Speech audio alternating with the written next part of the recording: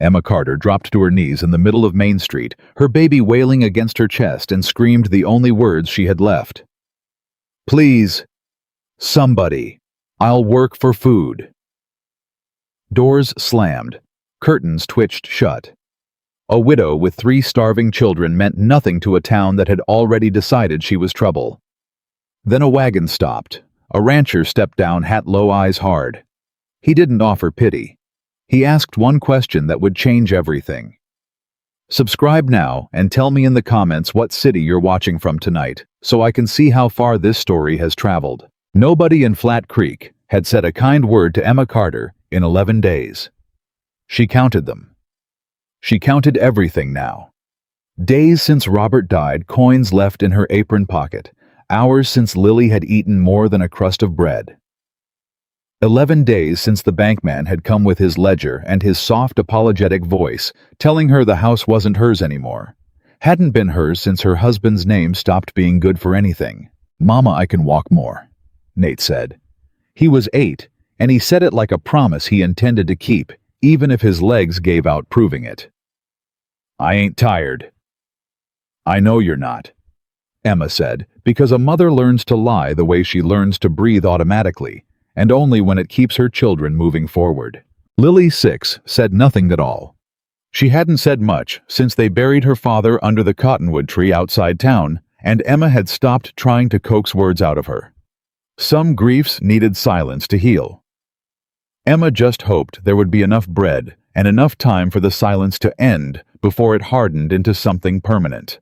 The baby Sarah was the only one still crying, and even that had gone thin and strange, less like an infant's cry, and more like a small animal too exhausted to protest properly. Emma walked up to the mercantile first. She'd swallowed her pride so many times in the last 2 weeks that she'd started to wonder if pride was even a thing she still owned. "Mr. Halloway," she said, standing in the doorway so he'd have to look at her. "I'll work, sweeping stocking shelves, whatever needs doing. I don't need wages, just enough flour and milk to get my children through the week." Halloway didn't even set down the ledger he was working on.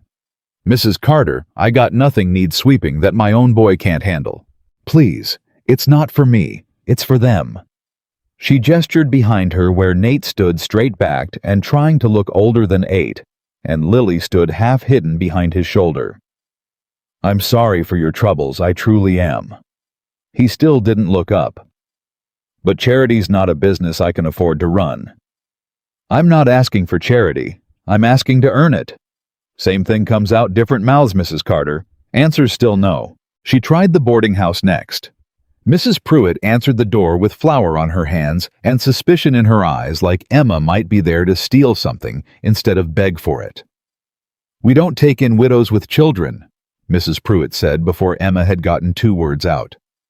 "No offense meant, but a woman alone with young ones brings trouble to a respectable house." "I'm not asking to stay. I'm asking if there's laundry needs doing or floors. I do my own laundry, thank you." The door started to close. "My daughter hasn't eaten since yesterday morning."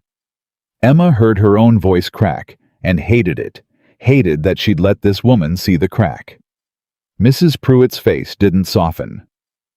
"There's a church 3 streets over. Maybe the Reverend can spare something." The door shut. Emma stood there a long moment, staring at the wood grain like it might rearrange itself into an answer she could use. There was one more place to try before the church, the blacksmith, a broad man named Tobias Green who'd once bought a horse off her husband and shaken his hand like they were friends. Emma told herself that counted for something. It didn't. "Mrs. Carter." Tobias didn't even set down his hammer. "I heard your husband's debts before I heard your name walking up. Bank's already been round asking who might be fool enough to hire you in case you tried skipping out on what's owed. I don't owe you anything, Mr. Green." "No, you don't. But hiring, you'd mean explaining myself to men I do business with, and I got a family depending on this forge same as you, got children depending on you. Nothing personal in it." "It's very personal when it's my children going hungry." He had the decency to look uncomfortable, at least before he turned back to his anvil. "Church is 3 streets over." "Everyone keeps saying that like it's an answer." "It's the only one I've got, ma'am." She walked away before the tears could come, because crying in front of a man who'd already decided she wasn't his problem felt like handing him a small victory she refused to give. "Mama," Nate tugged her sleeve. "Let's just go to the church then." The Reverend was kind in the useless way that kindness sometimes is. He gave her half a loaf of bread from his own kitchen and a look of such pity that Emma almost preferred Mrs. Pruitt's suspicion. Pity didn't fill a stomach. Pity just made a woman feel her failure more completely. "I wish I could do more, Mrs. Carter," he said. "The church funds are thin this season, but I'll pray for you." "Thank you, Reverend." She meant it mostly. Prayers didn't feed children, but at 11 days in, she'd take anything offered without a sneer attached. By noon, the bread was gone. Split 3 ways with Emma, pretending she wasn't hungry, and they were walking the road out of town because there was nowhere left in town worth walking toward. The sun sat directly overhead, merciless the way only a Texas summer sun could be merciless, and Sarah had stopped crying entirely, which frightened Emma more than the crying ever had. "Mama, why won't anybody help us?" Lily asked. It was the first full sentence she'd spoken in 4 days, and Emma almost stumbled from the shock of hearing her daughter's voice again. "I don't know, sweetheart," Emma said, because the truth that a widow with no money and no family name worth protecting was invisible to people who had both wasn't something a 6-year-old needed, carrying alongside everything else she already carried. "Is Papa coming back?" "No, baby. Papa's not coming back." "Then who's going to help us?" Emma didn't have an answer for that one either. She kept walking because stopping felt like the same thing as giving up, and giving up wasn't a luxury available to a woman holding an infant who'd stopped crying. Her legs went first. Not all at once, a slow buckling, a warning her body sent that she chose to ignore twice before it stopped asking permission. The 3rd time, the road came up to meet her, and she went down hard onto one knee, catching herself with an arm that screamed in protest, holding Sarah tight enough to keep the baby from the fall, even as her own body gave out beneath her. "Mama," Nate's voice, sharp with a fear he was too young to be carrying. "I'm all right." She wasn't. "I'm all right. Nate, just tired." "You're not all right, you're shaking." Lily started crying. Real crying, the kind she hadn't managed in days, like her mother's collapse had cracked something open that grief alone hadn't been able to touch.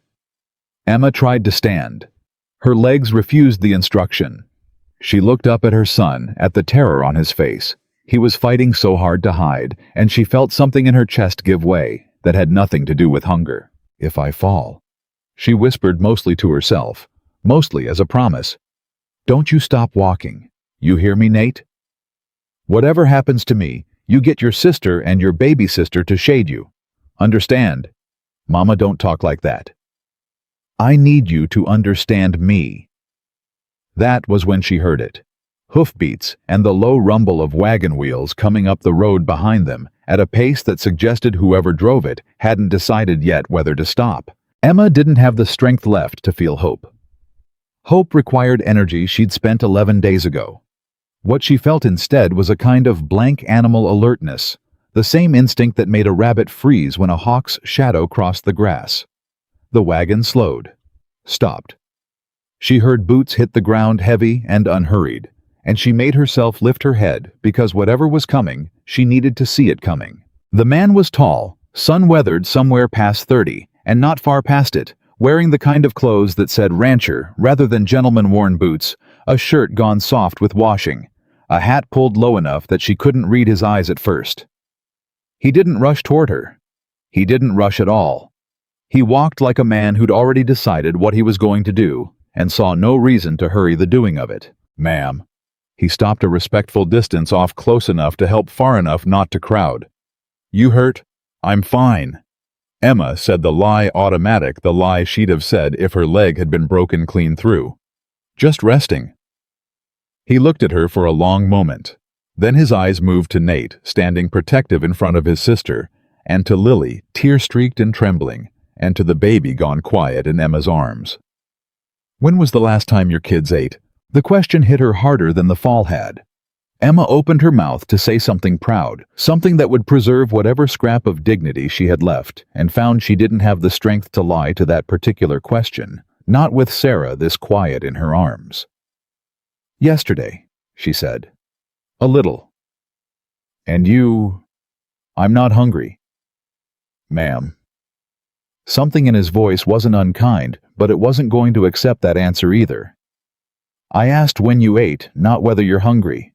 Emma felt her eyes burn, and she hated it. Hated that a stranger's plain question could undo 11 days of careful, exhausting pride. I don't remember, she admitted. Does it matter? It does to me. He crouched down to her level, slow the way a man might approach a spooked horse. My name's Caleb Morgan. Got a wagon full of supplies and a ranch 3 miles out with more food in the pantry than one man can eat. You're gonna get up now, and you're gonna let me help you into that wagon. And we're gonna get some water into these children before we do anything else. That sound all right to you? I don't take charity. Didn't offer any. He held out a hand, and there was something in the flatness of the statement that made her believe him. I need help around that ranch.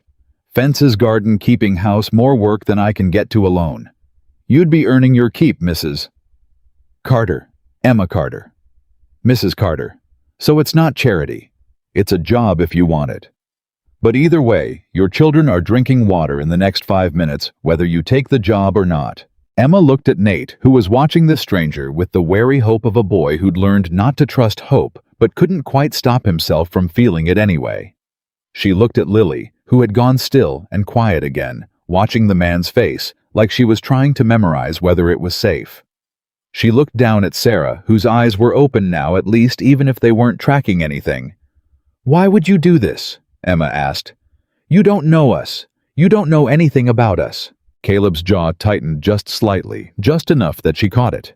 I know a woman collapsed on a road with 3 children, and nobody in that town back there lifted a hand to help her. That's enough knowing for me. The town had their reasons. Town's reasons aren't my reasons. He still had his hand out. You gonna take my hand, Mrs. Carter, or are we gonna sit here arguing while your baby needs water? That decided it. Emma took his hand.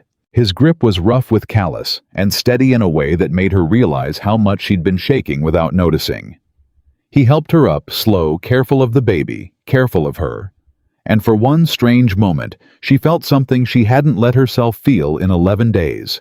The sensation of not carrying the entire weight alone. It didn't last. It couldn't. She'd learned that feeling safe was usually the beginning of learning you weren't. Nate, Lily, Caleb said, turning to the children with none of the careful gentleness he might have used on a woman he suspected would bolt if handled wrong. You too thirsty? Nate nodded, too proud to say yes outright. There's a water barrel in the wagon bed. Help yourselves. Careful climbing up. Lily hesitated, looking to her mother first. Emma nodded, and only then did the girl move, scrambling up into the wagon with more energy than she'd shown in days. Caleb helped Emma up onto the seat, settled Sarah's blanket without being asked, and climbed up beside her, taking the reins in hands that looked like they'd spent a lifetime holding them. Ranch is called Morgan Land, he said, clicking the horses forward. Was my father's, his father's before that. Not much to look at, but the well never runs dry, and the garden feeds more than I need. I don't know how to thank you. Don't need thanking. Just need you to eat something before you fall over again. He glanced sideways at her just once. You always this stubborn, Mrs. Carter. My husband used to say so. He's still around to say it. He's buried outside town, under the cottonwood. She said it flat, the way she'd learned to say it, so it wouldn't crack her voice apart every time. 3 months now. Caleb didn't offer condolences. He didn't say he was sorry, didn't reach for her hand, didn't do any of the things people did that made grief into a performance for the comforter's benefit, rather than a comfort for the griever. He just nodded once, like he was filing the information away, as something that mattered, and kept driving. You lost someone too, Emma said. It wasn't a question. Something in the economy of his sympathy told her he understood grief from the inside, not just from watching it happen to other people. Everybody's lost someone by the time they're my age. That's not an answer. No, he agreed. It isn't. She let it go. She'd known this man for perhaps 20 minutes. She had no right to his history, and she was too tired to fight for it.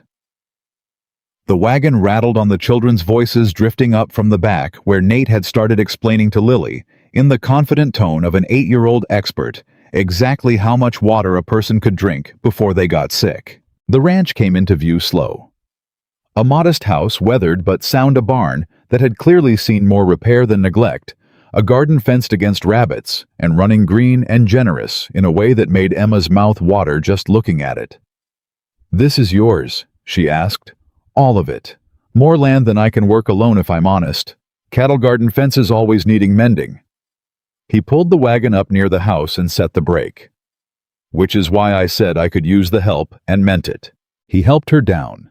First, then reached up for the children one at a time, Lily giggling despite herself when he swung her down a little faster than strictly necessary, Nate insisting he could manage on his own and mostly succeeding. Inside the house was plain a main room, a stove, a table built for one man eating alone that looked like it had forgotten what it was like to feed a family.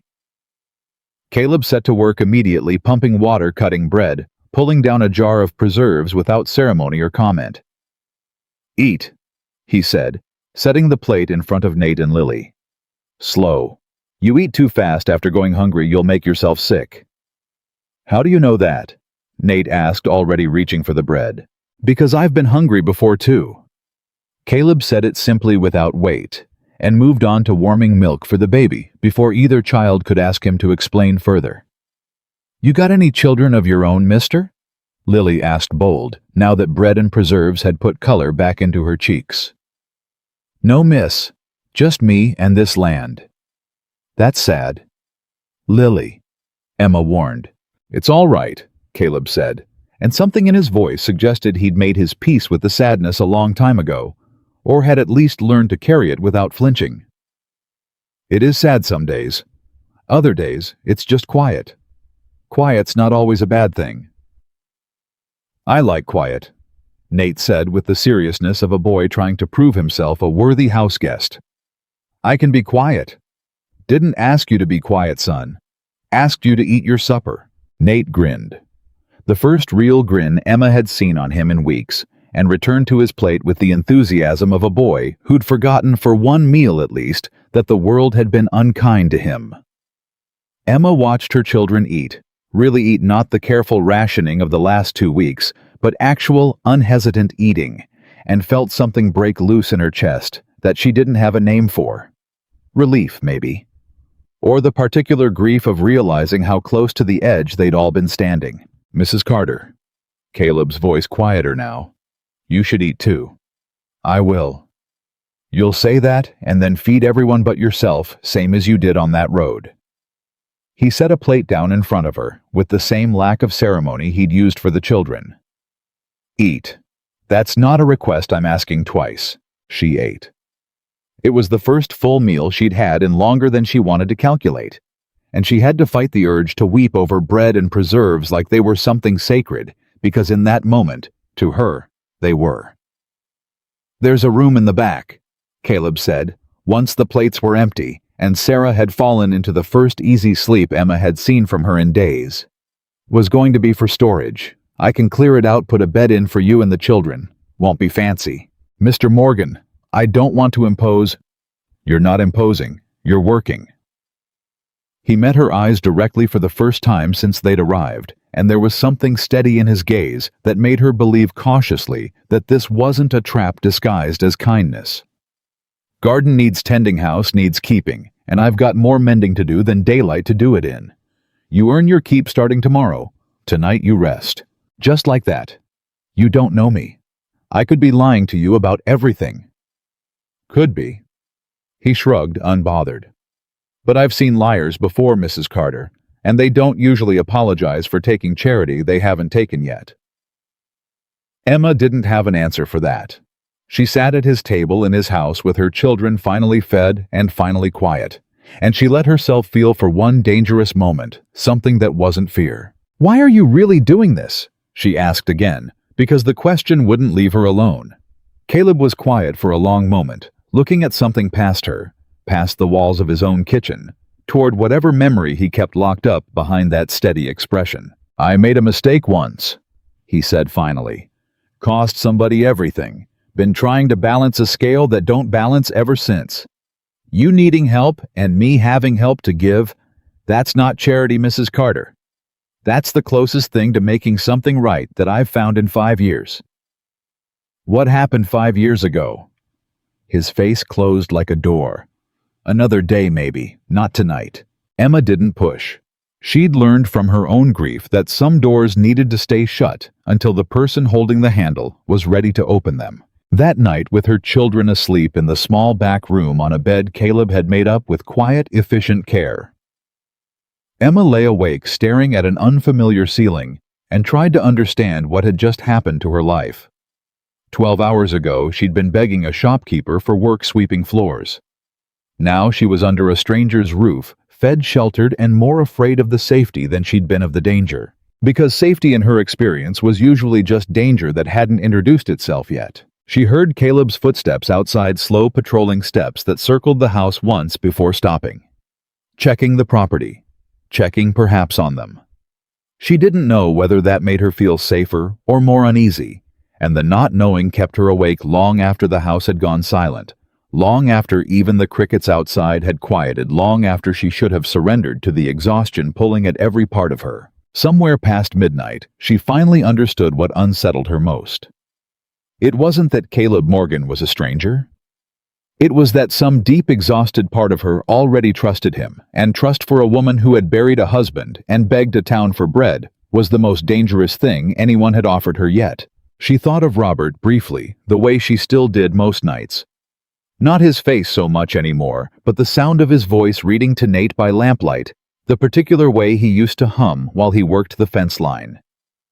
She wondered what he would think of her now, asleep under another man's roof, her children fed by another man's hand. She decided finally that he would have wanted exactly this. He had never been a proud man in the ways that mattered, only in the ways that got him killed, trying to break a horse too wild for anyone's good sense. He would have wanted his children fed. He would have wanted her alive to raise them. "I'm sorry," she whispered into the dark, though she couldn't have said even to herself whether the apology was for surviving him or for the small, unfamiliar relief she felt at not having to survive alone tonight. Down the hall, she heard Caleb's footsteps stop outside her door. Not lingering, not intruding, just pausing the way a man checks a lock before he trusts himself to sleep. Then his boots continued on, and a door closed somewhere at the other end of the house, and the ranch went still. In the morning, she would start earning her keep. In the morning, she would learn just how much of Caleb Morgan's past still waited unburied for the day it came looking for him and for her. But that night, for the first time in 11 days, Emma Carter closed her eyes without counting anything at all. Morning came without mercy, the way summer mornings always did on Morganland, and Emma Carter was awake before the sun finished climbing over the ridge. She lay still a moment, listening to the unfamiliar quiet of a house that wasn't collapsing around her, and then she got up because a woman who'd promised to earn her keep didn't lie in bed proving herself a liar on the first day. Caleb was already at the stove when she came out, coffee going, a pan of eggs half finished. He didn't look surprised to see her up early. He looked, if anything, like a man who'd expected nothing less.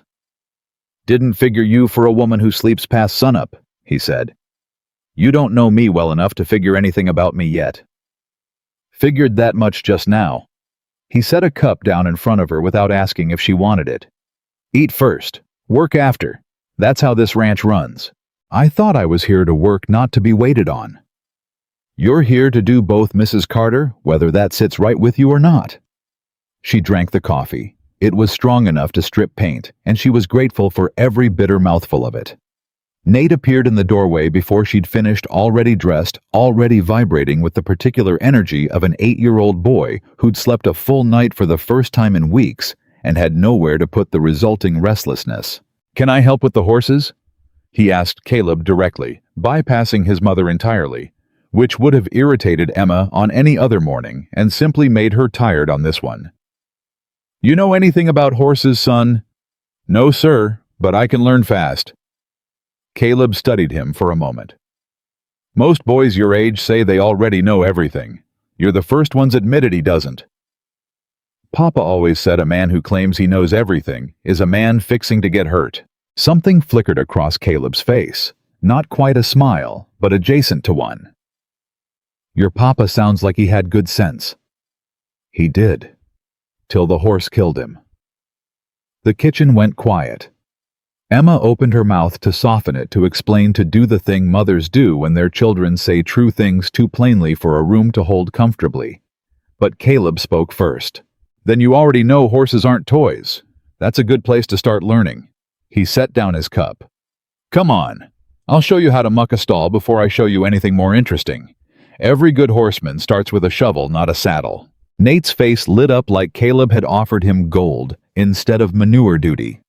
And Emma watched her son follow a stranger out the door with more trust than he'd shown any adult since his father's funeral, and felt a complicated knot of gratitude and grief tighten in her chest at the same time. He's good with him, she said mostly to herself. Lily, who'd wandered out holding Sarah's blanket like a small devoted nursemaid, looked up at her mother. Is the rancher gonna hurt Nate? No, baby.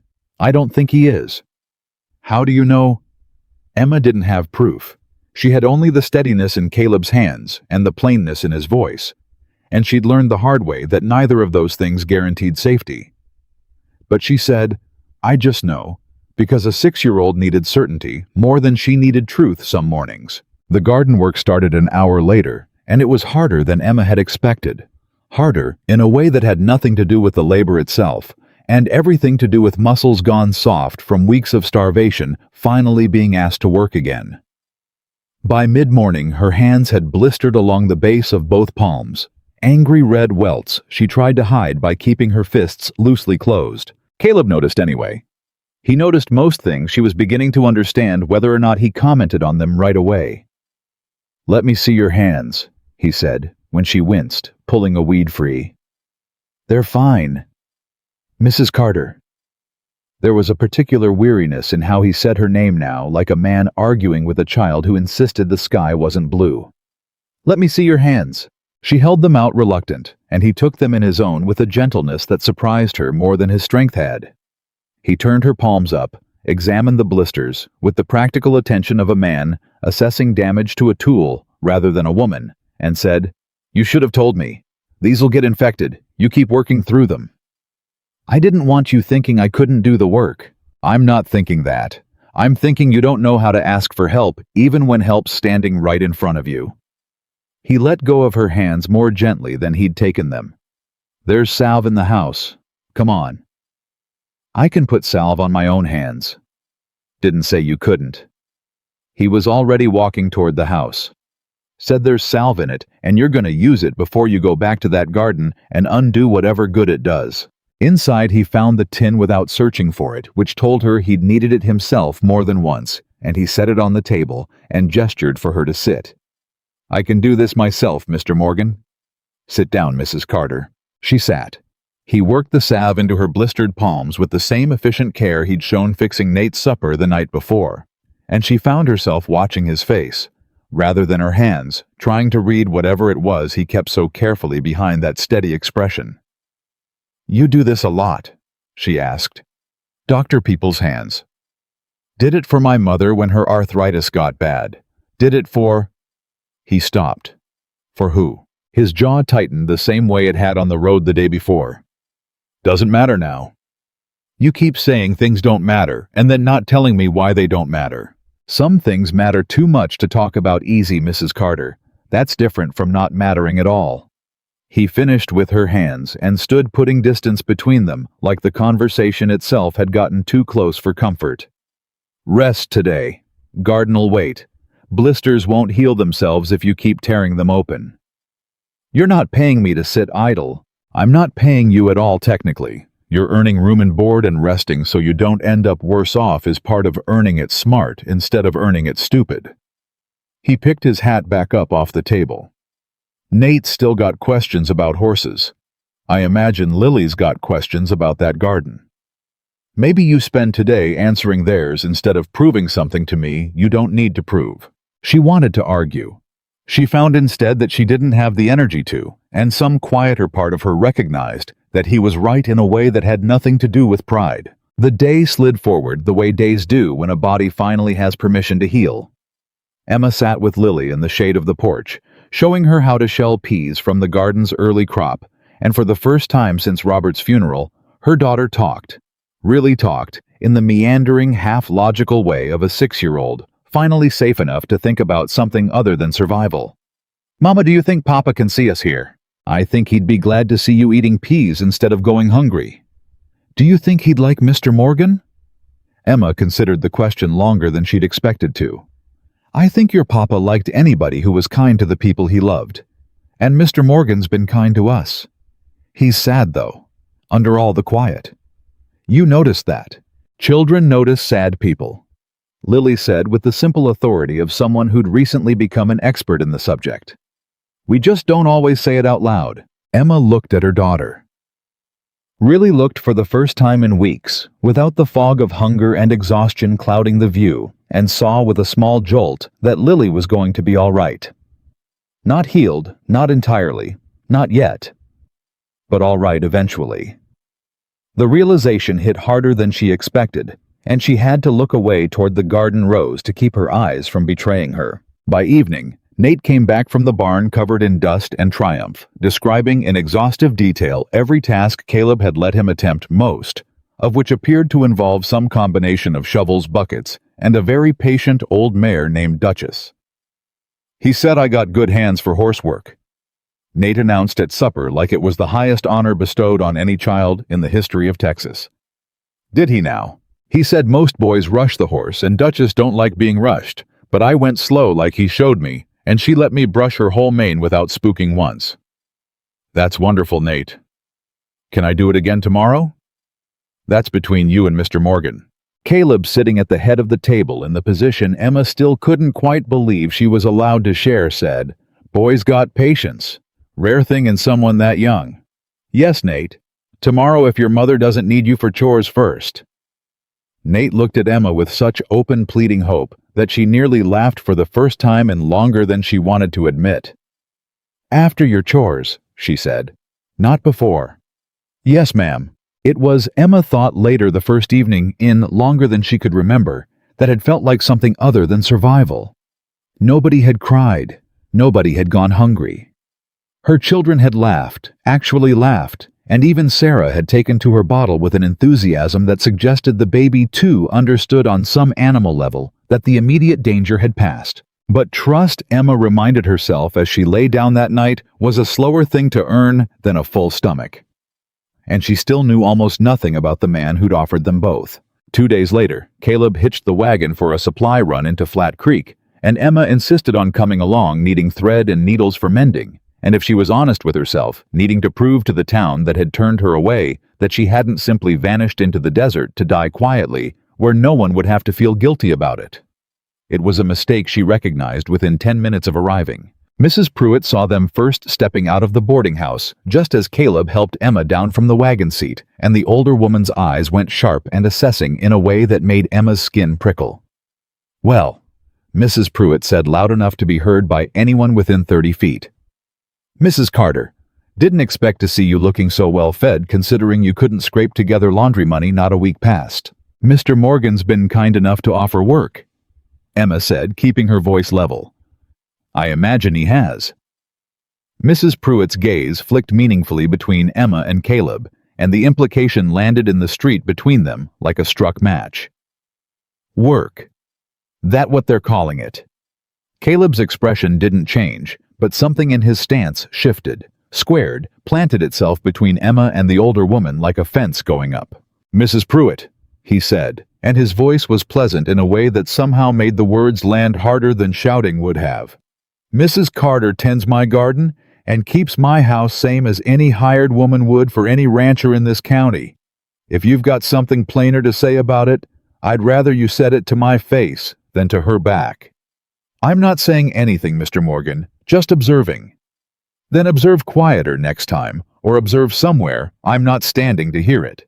Mrs. Pruitt's mouth thinned, but she said nothing further, retreating into the boarding house, with the particular dignity of a woman who knew she'd lost a skirmish, but intended to win the larger war, through other means, through letters, perhaps through word passed along to people with more power than a rancher's sharp tongue could counter. "You didn't have to do that," Emma said quietly, once they were walking toward the mercantile.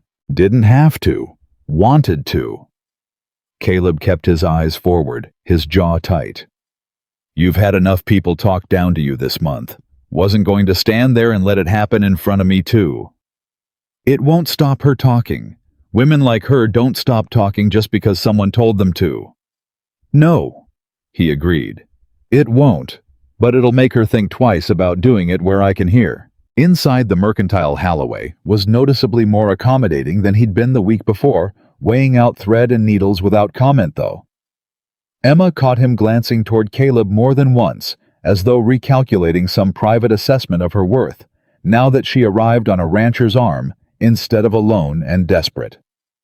Funny how quick a man's opinion changes, Emma murmured once they were back outside. Wasn't your worth that changed, Mrs. Carter.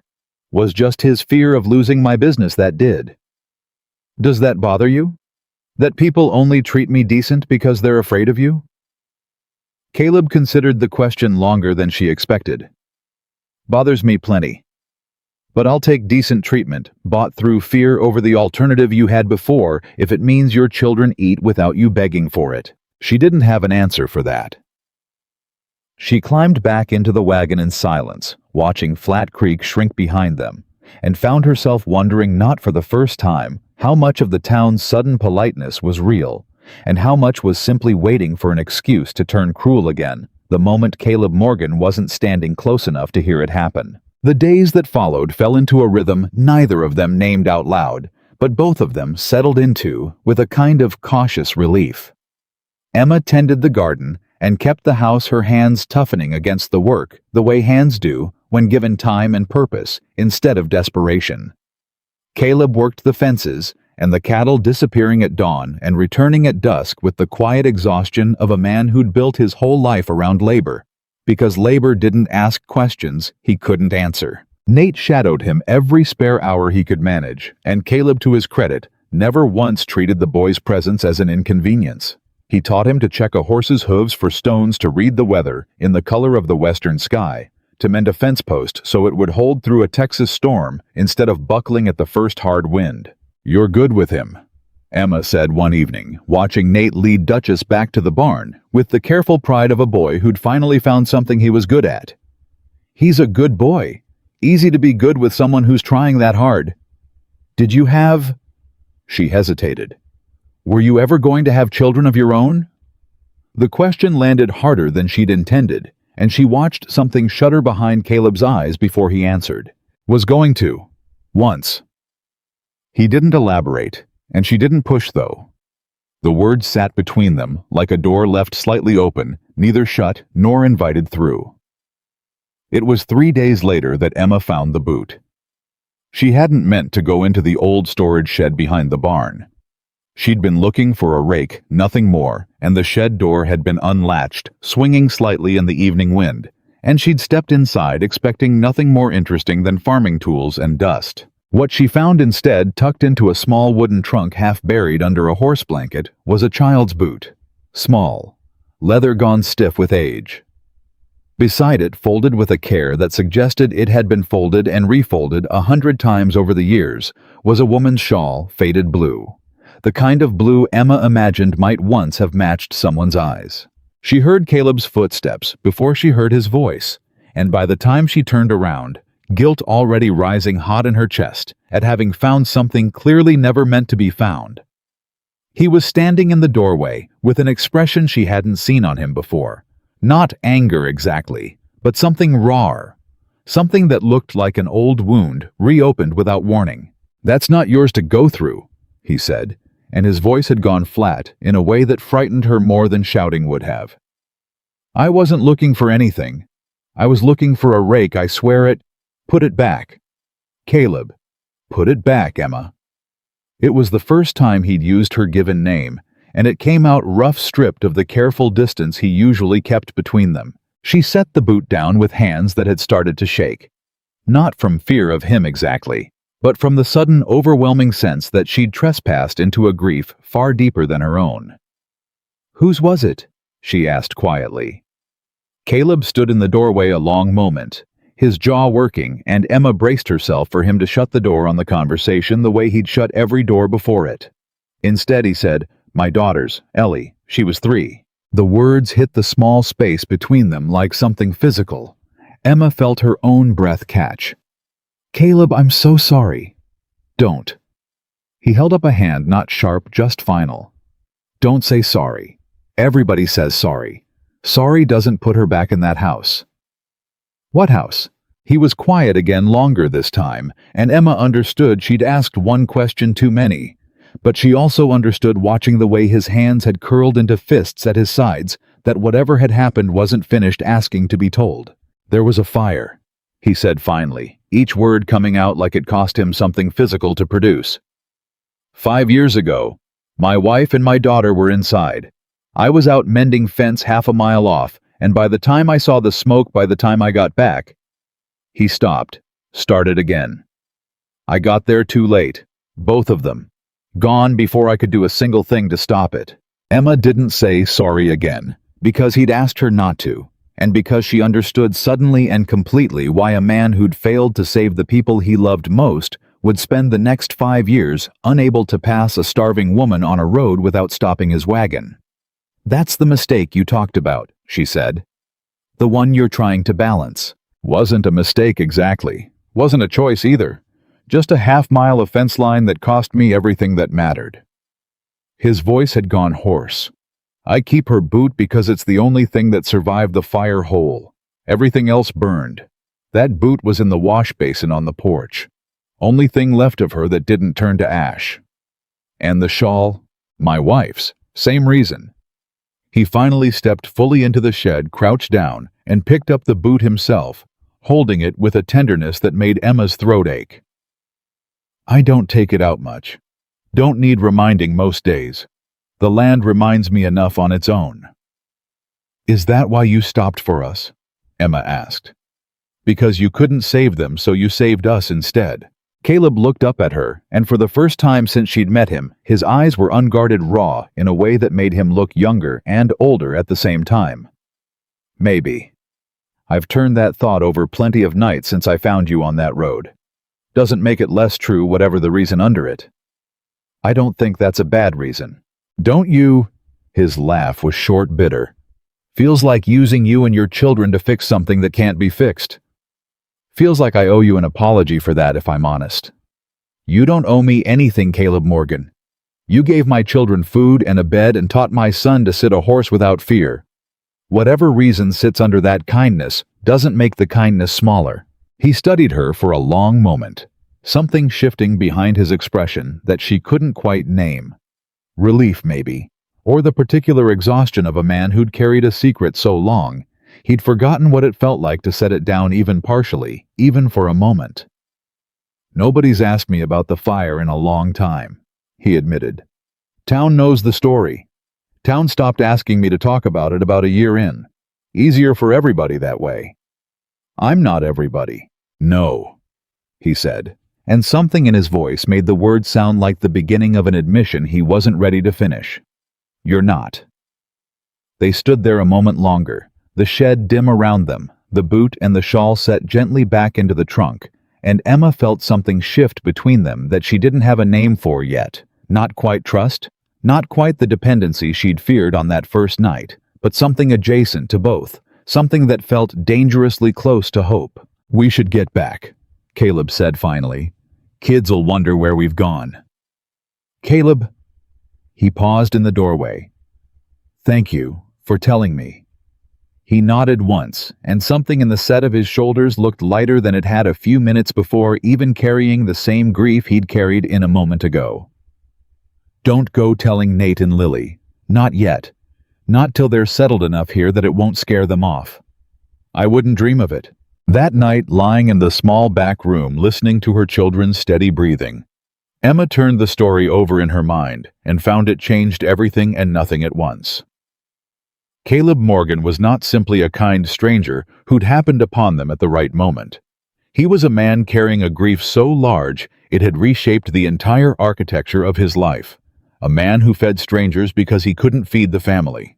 He'd lost, who mended fences that hadn't broken, because the one fence he hadn't mended in time had cost him everything. It should have frightened her. Some part of it did. A man that wounded could be unpredictable, could break in ways that hurt the people around him without meaning to.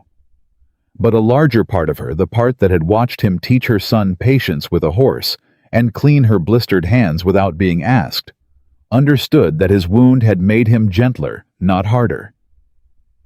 Grief did that to some people. It had done it to her, too. In its way, made her fiercer about her children, more willing to beg a town for scraps, more willing to trust a stranger's wagon when trust made no logical sense at all. She fell asleep thinking about blue shawls and small leather boots, and woke the next morning to the sound of someone pounding on the front door hard enough to rattle the frame. Caleb answered it before Emma had even gotten fully upright, and she heard the voice before she saw the face. A man's voice, unfamiliar, sharp with the particular self-importance of someone accustomed to being listened to. "Caleb Morgan. Got a letter here, needs delivering personal. Come all the way from Austin, and I was told to put it in your hands directly, not the missus who's been staying out here." Emma's stomach dropped before she understood why. "Who's it from?" Caleb asked, and something guarded had already crept back into his voice. The openness of the night before folding itself away like it had never existed. "Don't rightly know, Mr. Morgan. Wasn't my business to ask, just my business to deliver it." The messenger's eyes flicked past Caleb's shoulder, finding Emma in the doorway of the back room, and something in his expression, curiosity dressed up as politeness, made her skin crawl. "Though I'll say word's already moving through town about a widow living out here with a bachelor rancher. Folks do enjoy talking. Folks can enjoy talking themselves hoarse for all I care," Caleb said. "You deliver your letter and get on."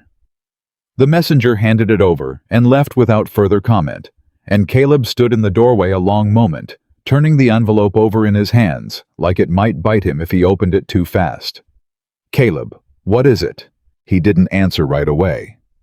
He broke the seal, unfolded the single sheet inside, and Emma watched his face change as he read it, watched the careful neutrality he wore, like armor crack into something closer to alarm. "It's not addressed to me," he said slowly. "It's addressed to you. To me, nobody knows I'm here except the town. Somebody knows more than that." He handed her the letter, and his hand wasn't quite steady doing it. "Emma, I think you need to sit down before you read this." She didn't sit down. She read it, standing, her eyes moving fast over the elegant, precise handwriting, and by the second paragraph, her hands had begun to shake so badly the paper trembled audibly in the quiet room. The letter was from a woman named Margaret Vance, Robert's mother. A woman Emma had met exactly twice in her marriage and liked neither time, a woman who had made her disapproval of her son's choice of wife clear from the very first dinner, a woman who had not attended Robert's funeral because, in her own words at the time, she refused to travel 3 days to bury a son who'd already died to her the moment he married beneath his station. Now that same woman was writing to inform Emma that she had retained legal counsel in Austin, that she considered her grandchildren's current situation, a widow, living unmarried in the household of a bachelor rancher, to be a moral and financial danger to their upbringing, and that she intended to file for custody of all 3 children within the month, citing both the impropriety of their living arrangement and Emma's demonstrated inability to provide for them without resorting to what the letter called in language cold enough to leave frost on the page. Charitable dependency upon a stranger of questionable reputation. "She wants to take my children," Emma said, and her voice sounded very far away to her own ears. "She wants to take Nate and Lily and Sarah away from me." Caleb took the letter gently from her shaking hands and read it again himself, his expression darkening with every line. "She can't do that," he said. "Can she? I don't know." Emma sat down hard on the nearest chair, the strength gone out of her legs entirely. "She has money, Caleb.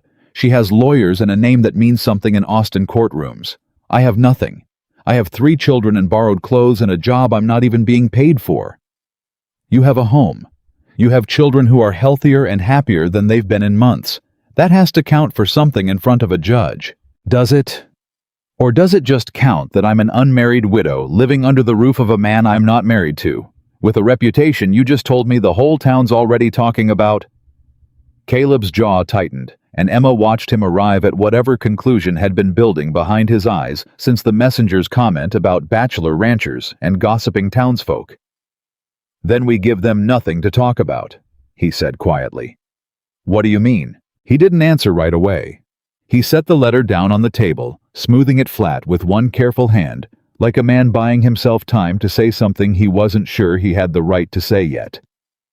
"I mean, there's more than one way to answer a letter like that, Mrs. Carter, and I don't think either of us is going to like all of them. Say it plain, Caleb. I've had enough of people dancing around hard truths this week." He looked at her, then steady, and something in his expression told her he'd already turned the idea over more than once before finding the courage to say it out loud. A judge in Austin isn't going to look kindly on a widow living unmarried in a bachelor's house, whatever the truth of it is. Margaret Vance knows that. It's why she wrote what she wrote.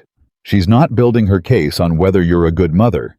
She's building it on appearances because appearances are easier to win with than the truth. "What are you saying?" "I'm saying there's a way to take that weapon out of her hand entirely." His voice had gone quiet, careful, like a man walking out onto ice he wasn't certain would hold. Marriage would settle the impropriety question before it ever reached a courtroom. Wouldn't have to be anything more than what it needed to be on paper. Emma stared at him, the letter still trembling faintly in her hand.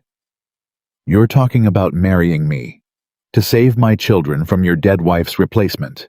"I'm talking about giving a judge nothing to hang a moral argument on. That's all." He held up a hand before she could answer. "I'm not asking you to decide anything right now. I know what I'm suggesting, and I know it's a lot to put in front of a woman 3 months widowed. I just needed you to know the option exists before that woman's lawyer shows up here with papers already drawn. And if I said no, then we fight it a different way, and I stand beside you doing it regardless." His voice didn't waver. "This isn't a condition on my help, Emma. It's an option, nothing more." Emma looked down at the letter again, at Margaret Vance's precise, cold handwriting, at the words, "questionable reputation," sitting on the page, like an accusation, aimed not at Caleb, but at her own worth as a mother. She thought of Nate, learning patience from a man who'd lost everything and rebuilt himself into someone worth learning from. She thought of Lily's laughter returning slow and fragile as new grass after a drought. She thought of Sarah finally thriving on milk that hadn't been rationed out of desperation. And she thought with a clarity that frightened her that she did not know yet whether she was considering Caleb's offer because it made sense, or because some quiet, exhausted part of her had already stopped thinking of it as a stranger's roof days ago. "I need time," she said finally. "Not because the idea offends me. Because I buried a husband 3 months ago, and I don't know how to want anything else yet without feeling like I'm betraying him. Take the time you need." Caleb's voice was steady, but something in his eyes looked like relief that she hadn't refused outright quickly, hidden behind the same careful distance he'd worn since the day they met. "Just don't take so long that Margaret Vance's lawyer makes the decision for both of us." Outside, Nate's laughter carried in from the barn, bright and unknowing, and Emma sat very still at the table, with her dead husband's mother's letter in front of her, understanding with sudden terrible clarity that the quiet healing life they'd built over the last few days had just run headlong into the one thing it could not survive untouched. 3 days passed before Emma gave Caleb her answer, and in those 3 days, she watched her children more closely than she had since the day she buried their father, searching their faces for some sign of what they needed that she hadn't yet found the courage to ask them outright. It was Nate who made the decision easier, though he didn't know he was doing it. "Mama," he said one evening while they shelled the last of the season's peas together on the porch steps, "are you going to marry Mr. Morgan?" Emma's hands stilled over the bowl. "Why would you ask that?" "Heard you and him talking through the wall 2 nights back. Wasn't trying to listen. Just did." He didn't look ashamed of it exactly, just matter-of-fact in the way children were about truths adults preferred kept quiet. "You gonna say yes? Would that upset you if I did?" Nate considered the question with the gravity of a much older person weighing something that mattered. "Papa's gone, Mama. I know that. Mr. Morgan ain't trying to be him. He's just trying to be somebody who don't let us starve." He shelled another pea methodical, unhurried. I think Papa would rather you marry a man who feeds us than stay a widow so proud we all go back to being hungry. Emma felt her throat tighten in a way that had nothing to do with grief, and everything to do with pride in the boy sitting beside her, 8 years old, and somehow wiser about loss than most adults twice his age. When did you get so grown, Nate Carter? Guess I had to. Somebody's gotta look after Lily and Sarah when you're too tired to. That's my job, sweetheart, not yours. I know. Don't mean I can't help carry it some. He set the bowl of shelled peas aside and looked at her directly. So are you gonna say yes? Emma looked out toward the barn, where she could hear Caleb's voice, low and patient, teaching Lily how a saddle strap worked, while the girl asked more questions than any saddle strap had ever needed answering. She thought about the fear that had lived in her chest for 3 months straight, the particular exhaustion of carrying 3 children's survival entirely alone, and she thought about how that fear had gone quiet these past 2 weeks. Not vanished, but quiet for the first time since Robert died. I think I am, she said. If he'll still have me after making him wait this long. He'll wait. Man like that don't run off easy. Nate picked the bowl back up, satisfied, as though he'd settled a matter of considerable importance, and could now return his full attention to peas. Can I be there when you tell him I want to see his face? You most certainly may not. Some things are private, Nate. Worth asking. Emma found Caleb an hour later, after the children had gone down for the night, standing by the corral fence in the fading light, one boot propped on the lowest rail, watching the horses settle for evening with the particular stillness of a man using the quiet to think through things he didn't often let himself think through in daylight. You've been giving me space, she said, coming to stand beside him. Figured you needed it. Wasn't going to crowd a decision that big. I've made it. She took a breath. Yes, Caleb, I'll marry you. Not because I've stopped grieving Robert. I don't think I ever will, not entirely.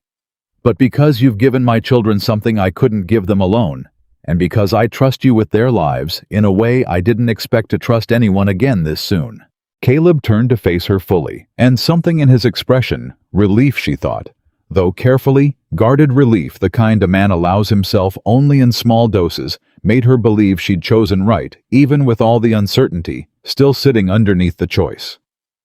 I won't pretend I can replace what you lost, he said.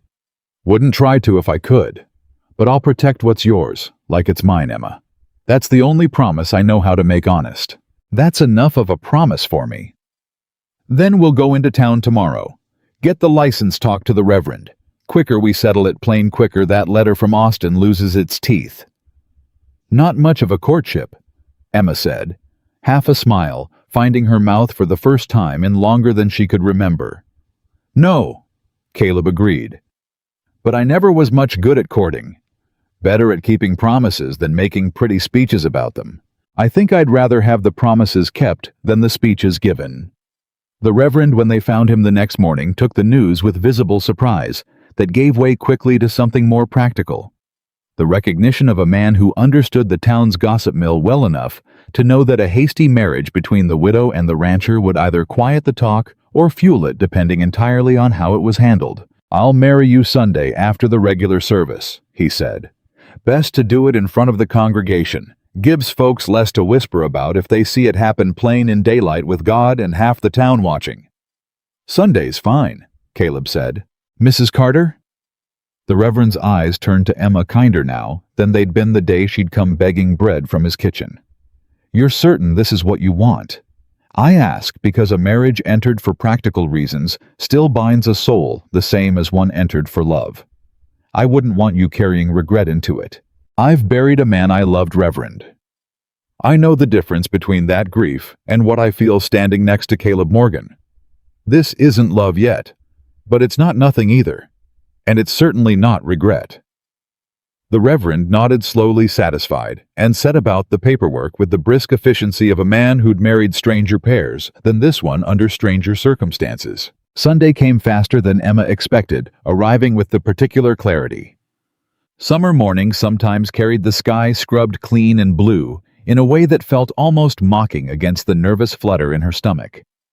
She wore her one good dress mended twice over the past weeks, and stood at the front of a church half full of townsfolk who watched with the same mixture of curiosity and judgment that had followed her since the day she'd first begged for bread on their doorsteps. Mrs. Pruitt sat near the back lips, pressed thin, though she said nothing throughout the brief ceremony which Emma counted as its own small victory. "Do you take this man?" the Reverend asked, and Emma looked at Caleb, steady solemn, dressed in a shirt she suspected he'd bought new for the occasion, though he hadn't mentioned it, and felt something settle in her chest that wasn't quite love, but was perhaps the beginning of the ground love might eventually grow from. "I do." "Do you take this woman?" the Reverend continued, turning to Caleb. "I do," Caleb said, and his voice didn't waver at all, steady the way everything about him had been steady since the day he'd stopped his wagon on a dusty road for a woman who had nothing left to offer him but 3 hungry children and a grief too heavy to carry alone. It was done quickly after that, a kiss that was brief and careful, more promise than passion, and a walk down the church aisle past townsfolk who now had a marriage license instead of gossip to work with, whether or not that stopped their tongues entirely. Nate whooped from the front pew before anyone could stop him, and Lily clapped both hands over her mouth to hide a grin too big for the solemnity of the occasion, and even Sarah, held in the arms of a neighbor woman who'd agreed to mind her during the ceremony, seemed to sense the shift in the air enough to gurgle happily, rather than cry. "Well," Caleb said, once they were back in the wagon and Flat Creek was shrinking behind them again, "guess that's done." "Guess it is." Emma glanced sideways at him. "Feel any different, Mr. Morgan?" "Feel like a man who's got something worth protecting again. Hadn't felt that in 5 years." He kept his eyes on the road, but something in his voice had gone rougher than usual. "That's different enough for me." They celebrated that evening with nothing more elaborate than a good supper and an early bedtime for the children, both of whom were too exhausted from the day's excitement to stay up, asking the dozen questions clearly still circling behind their eyes. Emma sat on the porch afterward, watching the last light drain out of the sky, feeling the strange new weight of a wedding ring that had belonged. Caleb told her quietly to his mother, "You didn't have to give me something that meant so much to you," she said. "Wasn't doing anybody any good sitting in a drawer. Figured it ought to mean something again, instead of just gathering dust." "Caleb." She turned the ring on her finger, watching it catch the last of the sunset light. "Thank you. For all of it. The road, the food, the shed, this ring. I don't know how I'll ever repay what you've given us." "Don't need repaying, Emma. Never did." He was quiet a moment, looking out at the darkening land, the way he often did when something weighed on him he wasn't sure how to voice. "Just need you and those children safe. That's payment enough for a man who thought he'd stopped wanting anything at all." It was past midnight when the dog started barking. Emma woke first, some animal instinct pulling her out of sleep before her conscious mind had caught up to the reason for it. She lay still a moment listening and heard it again, not just the dogs, but hoofbeats, several sets moving slow and deliberate around the perimeter of the house in a way that no innocent late-night traveler's horse ever moved. She was out of bed and into the main room before she'd fully decided to move, finding Caleb already there, rifle in hand, standing to one side of the window where he could see out without being seen.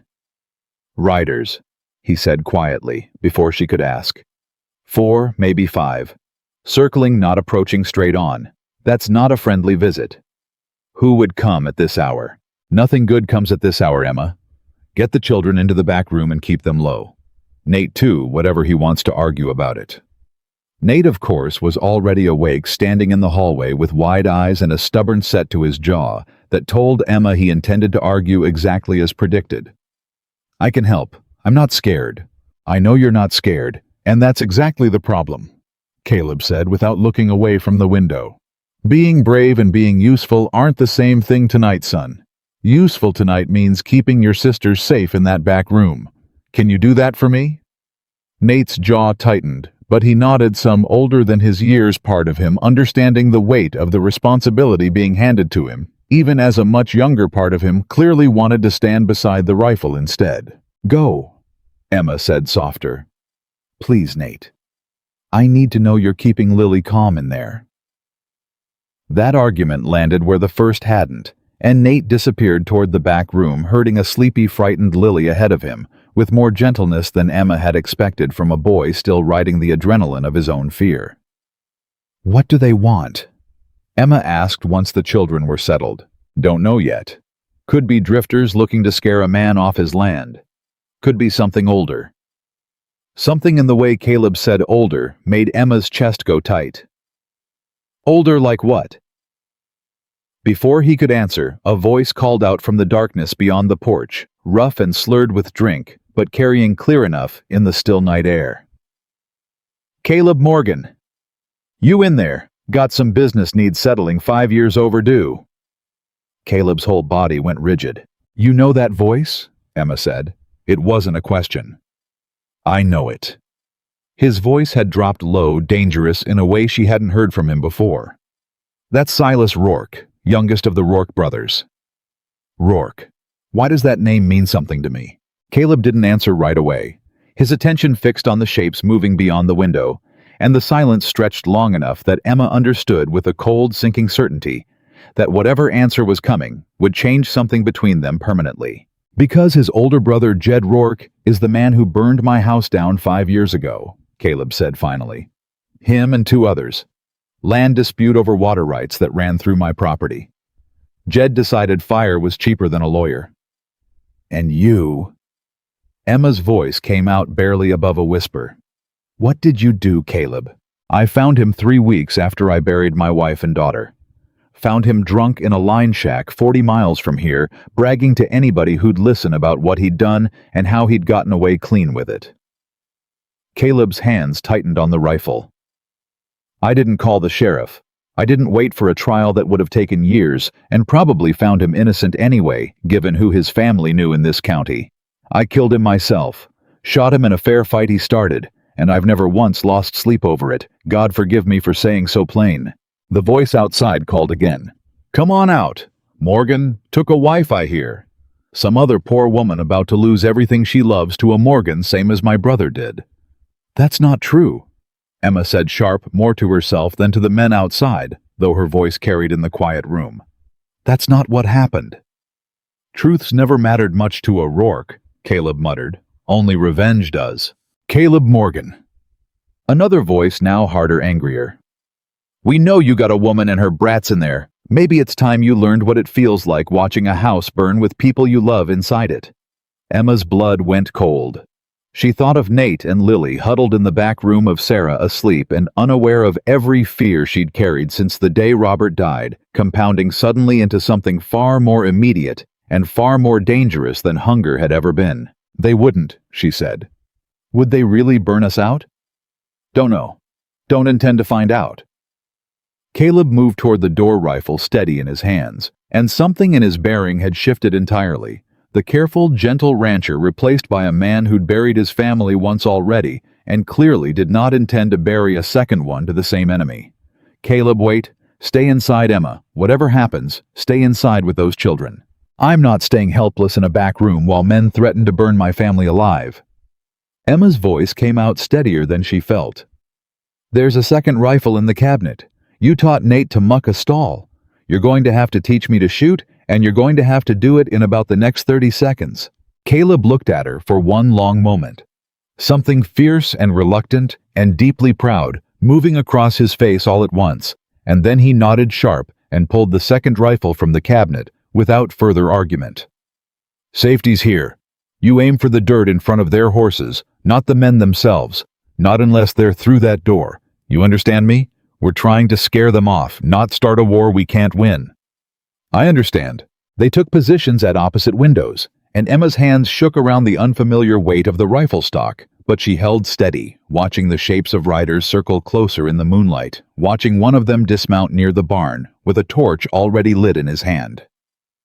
"Caleb, the barn. I see it." His voice was ice calm now, the calm of a man who'd faced this exact nightmare once before and survived it by inches. He fired a warning shot into the dirt a few feet from the torch-bearing rider's boots, and the man startled back with a curse loud enough to carry through the walls. "Next one lands in your leg, not the dirt," Caleb shouted. "You want to test that, Rourke? You go right ahead. There was a tense, terrible silence, broken only by the nervous shifting of horses and the low murmur of men deciding whether their grievance was worth dying for tonight. "This ain't over, Morgan." Silas Rourke's voice, though noticeably less confident now than it had been minutes before. "You took my brother. One day, I'm going to take something of yours. You come near my family again," Caleb called back, "and I promise you'll join him." The riders wheeled and fled into the darkness, hoofbeats fading fast across the open land, and Emma stood frozen at her window for a long moment. Afterward, rifle still raised before her arms, finally began to shake with the release of adrenaline she hadn't let herself feel until the threat had actually passed. Caleb lowered his own rifle, slowly checking the yard once more before setting it aside, and then he was beside her, gently prying the weapon from her white-knuckled grip. "You did good," he said quietly. "You held steady. That's more than plenty of grown men manage their first time facing down a gun." "I was terrified." "Terrified and steady aren't opposites, Emma. Some of the bravest men I've known were terrified the whole time they were being brave." He set both rifles aside, and for the first time since she'd known him, pulled her into an embrace that had nothing careful or measured about it, just the desperate, relieved grip of a man checking that the person in his arms was truly still whole. Emma let herself lean into it just for a moment, feeling her pulse slowly settle against the solid warmth of him. "They know your name. They know about Nate and Lily. They know where we live." She pulled back enough to look at his face. "This isn't over, is it? What you told me? What just happened?" "No," Caleb admitted. "It isn't." Silas Rourke's got more pride than sense, and more sense would have kept him from coming here tonight at all. He'll be back, or he'll send someone worse than himself next time. Then what do? We keep the children close. We keep the rifles loaded.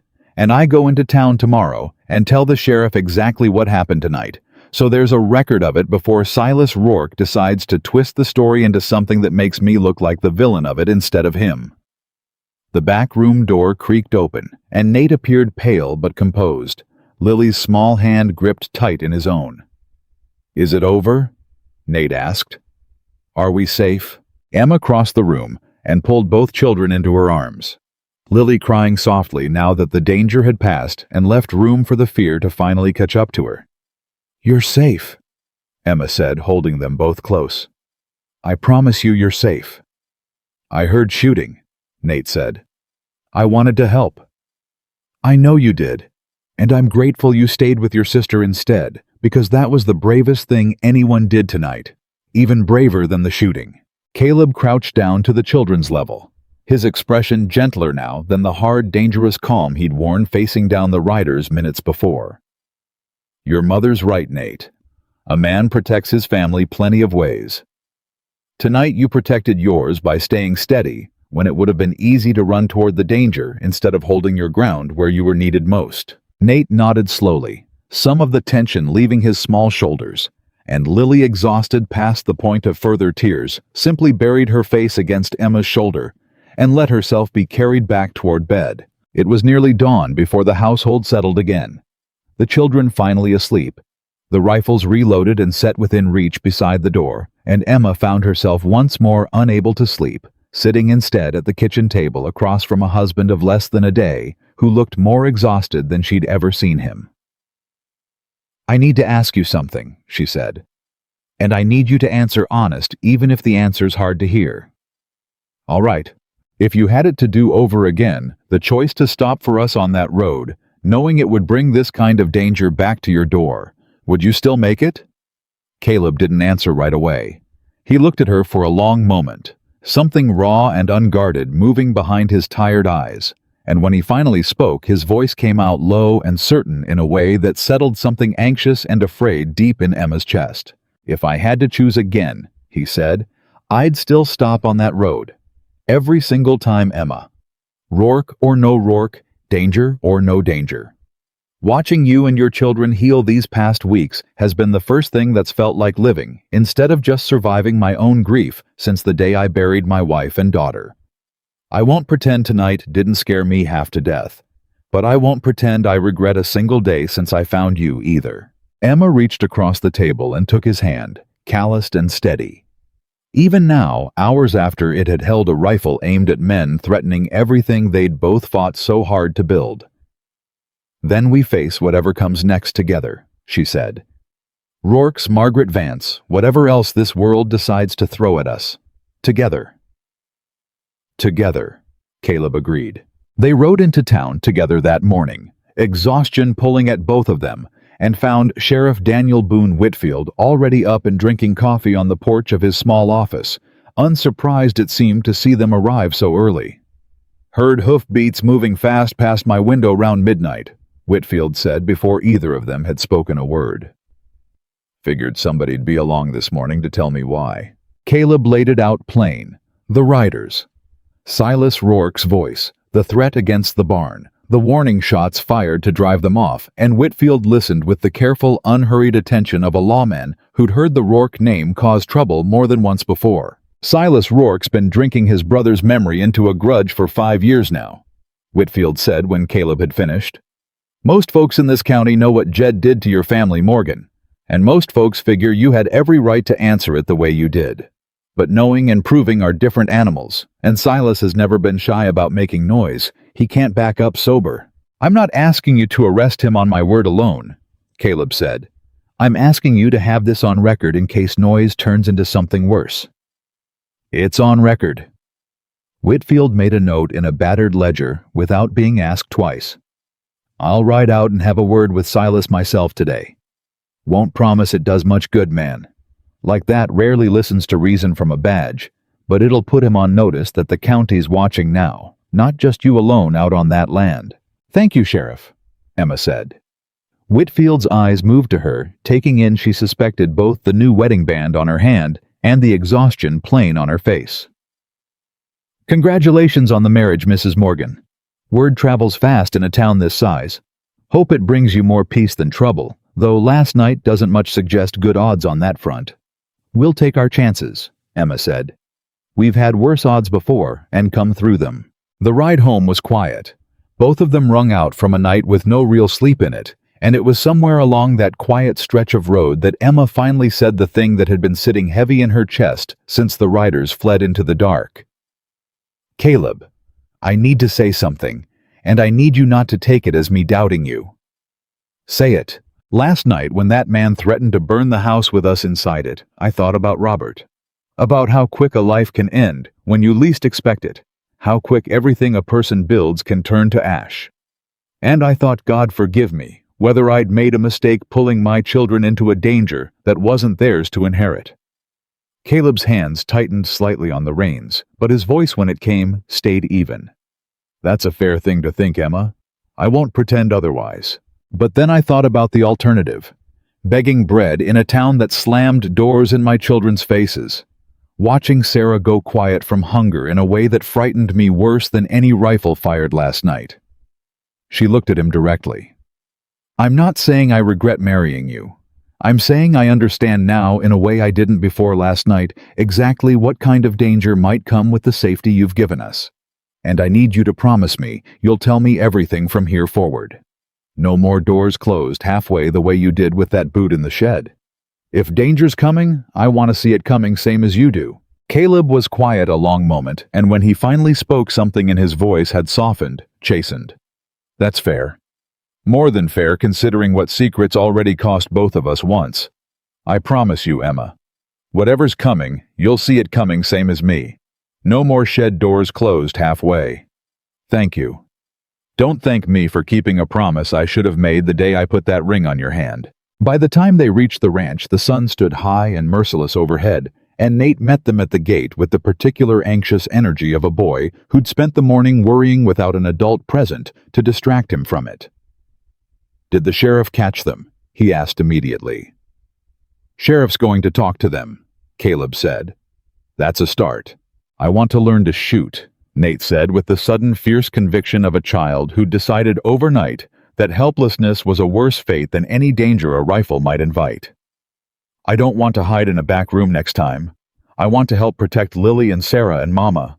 Emma opened her mouth to refuse outright the instinct to shield her son from violence entirely, rising hot and immediate.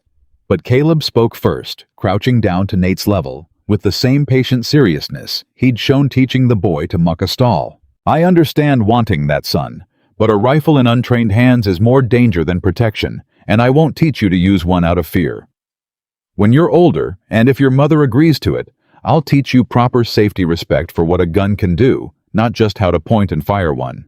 That's a promise. But it's a promise for later, not for today." Why not today? Because today you're still 8 years old, and 8-year-olds deserve a little more childhood before the world asks them to carry a rifle in it. You already carried more than your share these past months. Let an old rancher and a good sheriff carry this particular weight a while longer. Nate considered this with visible reluctance, but something in Caleb's steady patience seemed to settle the argument better than an outright refusal would have. "Fine, but when I'm older." "When you're older," Caleb agreed. "And not a day before whatever begging you try between now and then." That evening, Lily woke twice from nightmares crying out for her mother in a voice that carried all the way to the kitchen, where Emma sat trying, without much success, to mend a torn shirt, with hands still faintly trembling from the night before. Both times Emma went to her, holding the girl close in the dark, until her breathing settled, murmuring reassurances that felt thin against the very real danger that had visited their door only hours earlier. "The bad men aren't coming back, are they?" Lily whispered the second time, her small fingers gripping Emma's sleeve like she could physically hold her mother in place against whatever threat existed beyond the walls. "Mr. Morgan and the sheriff are making sure of it," Emma said, which was more promise than certainty, but felt in that dark room with her frightened daughter's face turned up toward hers like the only answer worth giving. "I like Mr. Morgan," Lily said, sleepy, now the fear finally loosening its grip enough to let exhaustion take over. "He's not scary like the bad men. He's the good kind of strong." "Yes, baby, he is." Emma sat with her daughter until she fell back asleep, and then returned to the main room to find Caleb standing at the window again, though this time simply watching the stars rather than scanning for threats, his shoulders carrying a weariness that went beyond one bad night's lost sleep. "Can't stop thinking about what could have happened," he said without turning around. "If they'd gotten that torch to the barn before I fired, if they'd come to the house first instead. 5 years I've lived alone on this land, and the worst thing Rourke ever did was shout drunk threats from a distance. First night I've got a family to protect again, and he shows up ready to burn us out. You protected us, Caleb. That's what matters. This time." He finally turned to face her, and the fear underneath his careful composure was more visible now than it had been all night. "What about next time? What if the sheriff's warning doesn't hold, and Rourke comes back smarter, quieter, when I'm out mending fence a half-mile off, same as I was the night I lost? Caleb!" Emma crossed the room and took his face in both her hands, steadying him the way he'd steadied her so many times since the day he'd found her collapsed on that road. "You are not going to lose this family the way you lost the last one. I refuse to let that fear make the decisions for both of us. We'll be careful. We'll be smart. But we will not live so afraid of what might happen that we forget to live at all. Your daughter would not have wanted that for you, and neither do I." Something in Caleb's face cracked open at the mention of Ellie. Grief and gratitude tangled together in an expression Emma suspected few people had ever been allowed to witness. "How do you always know exactly what to say?" he asked, voice rough. "I don't most days. I'm guessing same as you are, same as anybody trying to hold a family together through more grief than any one person should have to carry." She pulled him into an embrace, feeling the tension slowly leave his shoulders under her hands. "But I know fear won't protect Nate and Lily and Sarah. Only love does that. And you have more love in you than fear, Caleb Morgan, whatever the Rourkes try to convince you otherwise." They stood together a long while in the quiet house, the danger of the night before receding into memory, even as its consequences continued unfolding. Somewhere out in the dark, Silas Rourke, nursing his grudge and his wounded pride, a sheriff's warning that might or might not hold, and a letter from Austin still sitting unanswered on the kitchen table, waiting for whatever Margaret Vance's lawyers intended to do next, now that the marriage she'd hoped to prevent had already been spoken in front of half the town. The carriage arrived on a Tuesday, black and polished and entirely wrong for the dust of Flat Creek's main road, and Emma knew before she saw the woman step down from it exactly who had come to call. Margaret Vance moved like a woman who had never once in her life had to ask permission for anything. She wore mourning black despite 3 months having passed since Robert's death, gloves buttoned to the wrist, even in the summer heat, and her face, when Emma finally saw it, clearly carried none of the softness grief sometimes left behind. It carried only a hard, precise grief that had calcified into something closer to purpose. Mrs. Morgan. Margaret said the name like it tasted foul in her mouth. I see the impropriety I wrote about has already resolved itself into something legally binding. How efficient. Mrs. Vance. Emma kept her voice level, though her hands had gone cold. You didn't write that you were coming to Texas yourself. I don't conduct my son's affairs through letters when a face-to-face accounting will do. Margaret's eyes moved past Emma to the house, the barn, the modest fenced garden, cataloging it all with an expression that suggested she found the whole arrangement beneath her grandchildren's due. I want to see them, Nate, Lily, the baby. They're at their lessons. Then interrupt them. Margaret's tone made clear this wasn't a request. I've traveled 3 days by rail and 1 more by carriage to see my son's children. I don't intend to be turned away from your porch, same as you were once turned away from every door in this pathetic little town. Or so I've been told. The insult landed exactly where it was meant to, and Emma felt heat rise in her chest, but she thought of Nate's steady patience, of Caleb's careful restraint even facing armed men in the dark, and she swallowed the sharp response sitting on her tongue. I'll bring them out, Emma said. But I'd ask you to remember they're children, Mrs. Vance, not evidence in whatever case you've come to build against me. Something flickered in Margaret's expression. Not quite shame, but adjacent to it gone before Emma could be certain she'd seen it at all. Nate came first, wary, standing close enough to Emma's side that his shoulder brushed her skirt, and Lily hung back near the porch steps with the particular stillness of a child, sensing danger in an adult's posture before understanding its cause. Nathaniel.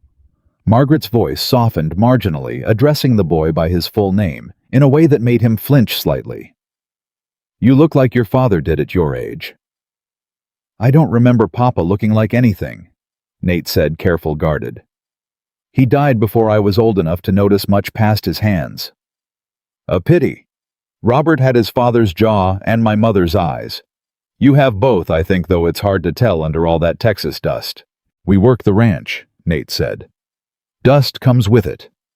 Yes, so I understand. Margaret's gaze cut briefly sharply toward Emma. A ranch your mother's new husband owns, working land beside cattle, while my grandson learns to muck stalls instead of his letters. I know my letters plenty fine, Nate said with the particular indignation of a boy defending his own competence. Mr. Morgan taught me plenty besides horses too, how to read weather, how to keep a promise. How charming, Margaret said in a voice that suggested she found it anything but. Caleb appeared then, coming up from the barn at a measured pace that told Emma he'd seen the carriage arrive and had chosen his moment, deliberately not rushing, not hiding, simply arriving exactly when he judged his presence would matter most. Mrs. Vance, he said, tipping his hat, with a courtesy that carried an edge underneath it. Didn't expect Robert's mother to travel so far for a visit she could have managed through her lawyers. I don't trust lawyers to see what I need to see with my own eyes, Mr. Morgan. And what I see is precisely what I feared when I wrote that letter. My grandchildren living in a house built by a man the whole county apparently knows killed another man in cold blood.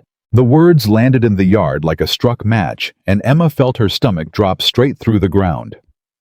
That's not what happened, Caleb said, his voice gone flat and dangerous, in the way Emma had heard only once before the night the Rourkes came calling.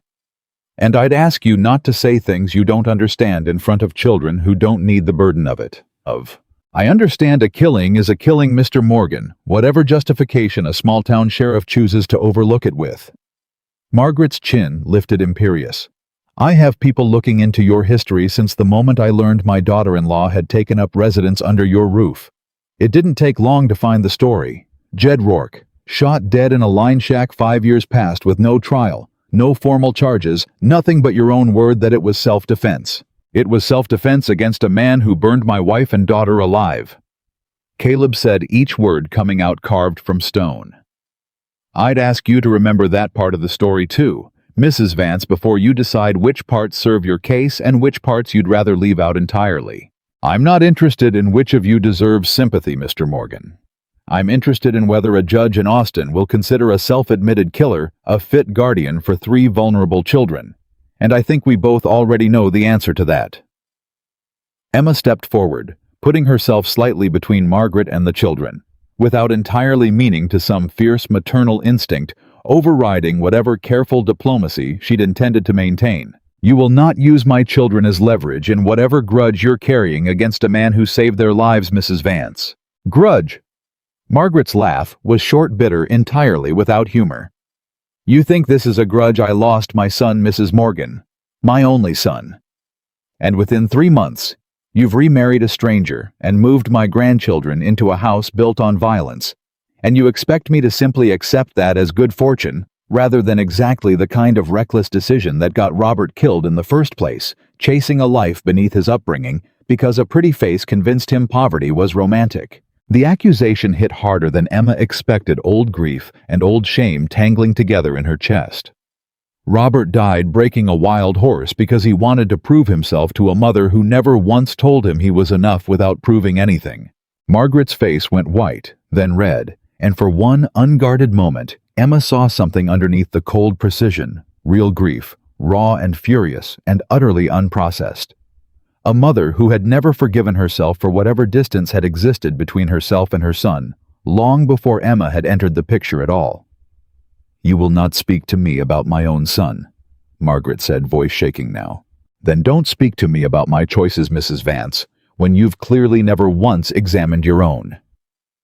The silence that followed was thick enough to choke on, broken only by Lily's small, frightened voice from the porch steps. Mama, is the lady mad at us? Emma's heart broke cleanly in half at the fear in her daughter's voice, and she turned immediately, crouching down to Lily's level, softening every hard edge that had risen in her during the confrontation with Margaret. No, baby, the lady's not mad at you. Grown-ups just have complicated feelings sometimes, and they don't always say them the kindest way.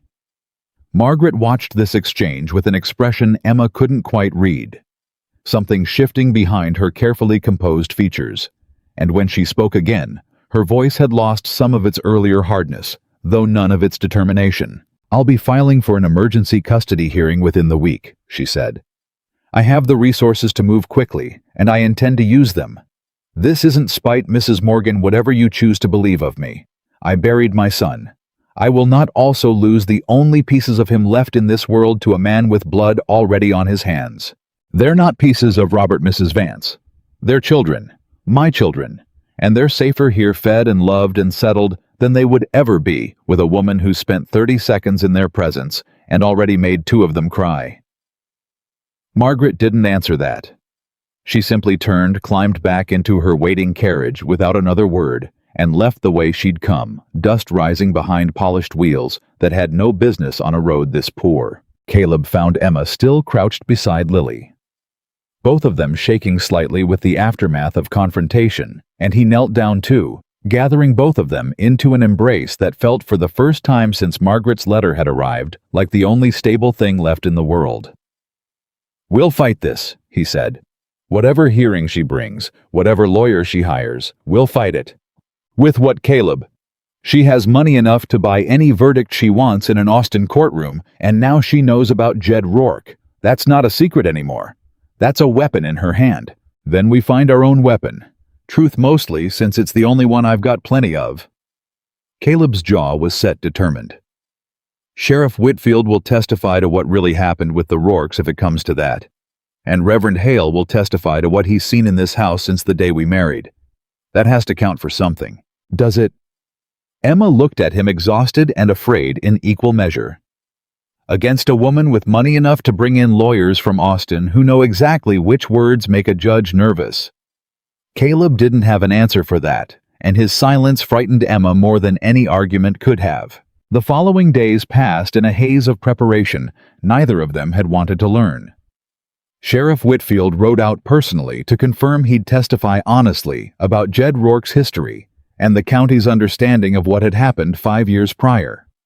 Reverend Hale agreed to speak to the marriage's legitimacy and the household's evident stability. Even Holloway from the Mercantile unexpectedly offered to vouch for Caleb's character, muttering something about a man's business reputation mattering more than old gossip when it came down to it. But none of it felt like enough. Not against the particular dread that settled into Emma's chest every time she thought about Margaret Vance's precise, cold voice describing Caleb as a self-admitted killer. The hearing was set for the following Thursday in the county courthouse, and the days leading up to it stretched thin and anxious Nate, growing quieter with each passing day. Despite Emma's efforts to shield him from the worst of the worry, Lily clinging closer to Emma's skirts than she had in weeks. Even Sarah seeming to sense the tension thickening the household air, fussing more than she had since her first days on the ranch. "Mama," Nate asked 2 nights before the hearing, finding Emma alone on the porch after the younger children had gone to bed. "Is that lady really gonna take us away?" "I won't let that happen, Nate." "But can you stop it if a judge says we gotta go with her?" Emma didn't have an honest answer that wouldn't frighten him further, and the hesitation itself seemed to answer the question more clearly than words could have. "I'm going to fight as hard as any mother has ever fought for her children," she said finally. "That's the truth I can give you. I can't promise you the outcome because nobody can promise outcomes in this world, not truly. But I can promise you, I won't stop fighting whatever that judge decides." Nate nodded slowly, absorbing this with the particular gravity he'd carried since his father's death. And then he said something that broke Emma's heart clean open all over again. "If they take us, I'll run away. Me and Lily. We'll come back here. I don't care what any judge says." "Nate, you can't." "I mean it, Mama. Mr. Morgan's the closest thing to a real papa I've had since mine died, and Lily's finally sleeping through the night without crying, and Sarah's fat and happy for the first time ever. I won't let some rich lady in a fancy carriage take that away just because she's got more money than sense." Emma pulled her son into an embrace, fierce enough to make him gasp slightly, and held him there, feeling his small, determined heartbeat against her own. "You listen to me, Nathaniel Carter. Whatever happens Thursday, you do exactly what I tell you, and you do not run away. Do you understand? Running would only give that woman more ammunition, more reason to say your home here isn't stable. We fight this the right way in that courtroom with truth and patience, not with running. Can you promise me that?" Nate was quiet, a long moment, clearly wrestling with the promise being asked of him. "I promise, but only 'cause you're asking, and only if you promise back, you won't ever stop fighting either. I promise." 2 days before the hearing, Daniel Brooks rode out to the ranch himself, spreading papers across the kitchen table, with the brisk efficiency of a man who understood exactly how little time remained to build a case strong enough to withstand Austin money. "I won't lie to either of you," Brooks said, adjusting his spectacles as he reviewed his notes. "Whitmore is thorough, and he's already been asking questions around Flat Creek.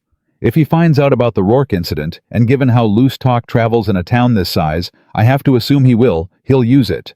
A judge weighing custody doesn't care about context the way a jury weighing a murder charge might. He cares about pattern. 2 incidents of lethal violence in the same household, however, justified form a pattern in a courtroom's eyes." "Then what do we do?" Emma asked, fear tightening in her chest at the confirmation of exactly what she'd feared. "We get ahead of it. Better the court hears it from us in context with witnesses ready to explain the circumstances than hears it first from Whitmore stripped of everything that makes it understandable." Brooks looked at Caleb directly. "I need you to be prepared to speak about both incidents plainly, Mr. Morgan. No hedging, no minimizing. Judges respect honesty more than they respect a story that sounds rehearsed to hide something." "I've got nothing to hide," Caleb said. "Never have. Doesn't make either story easy to tell in front of strangers, deciding whether I'm fit to raise children. I understand that. But easy isn't the standard we're working toward here. Believable is." Brooks gathered his papers, preparing to leave. "I'll have Sheriff Whitfield present as well. His testimony regarding both the Rourke history and the recent Night Rider incident carries weight a stranger's account simply can't match.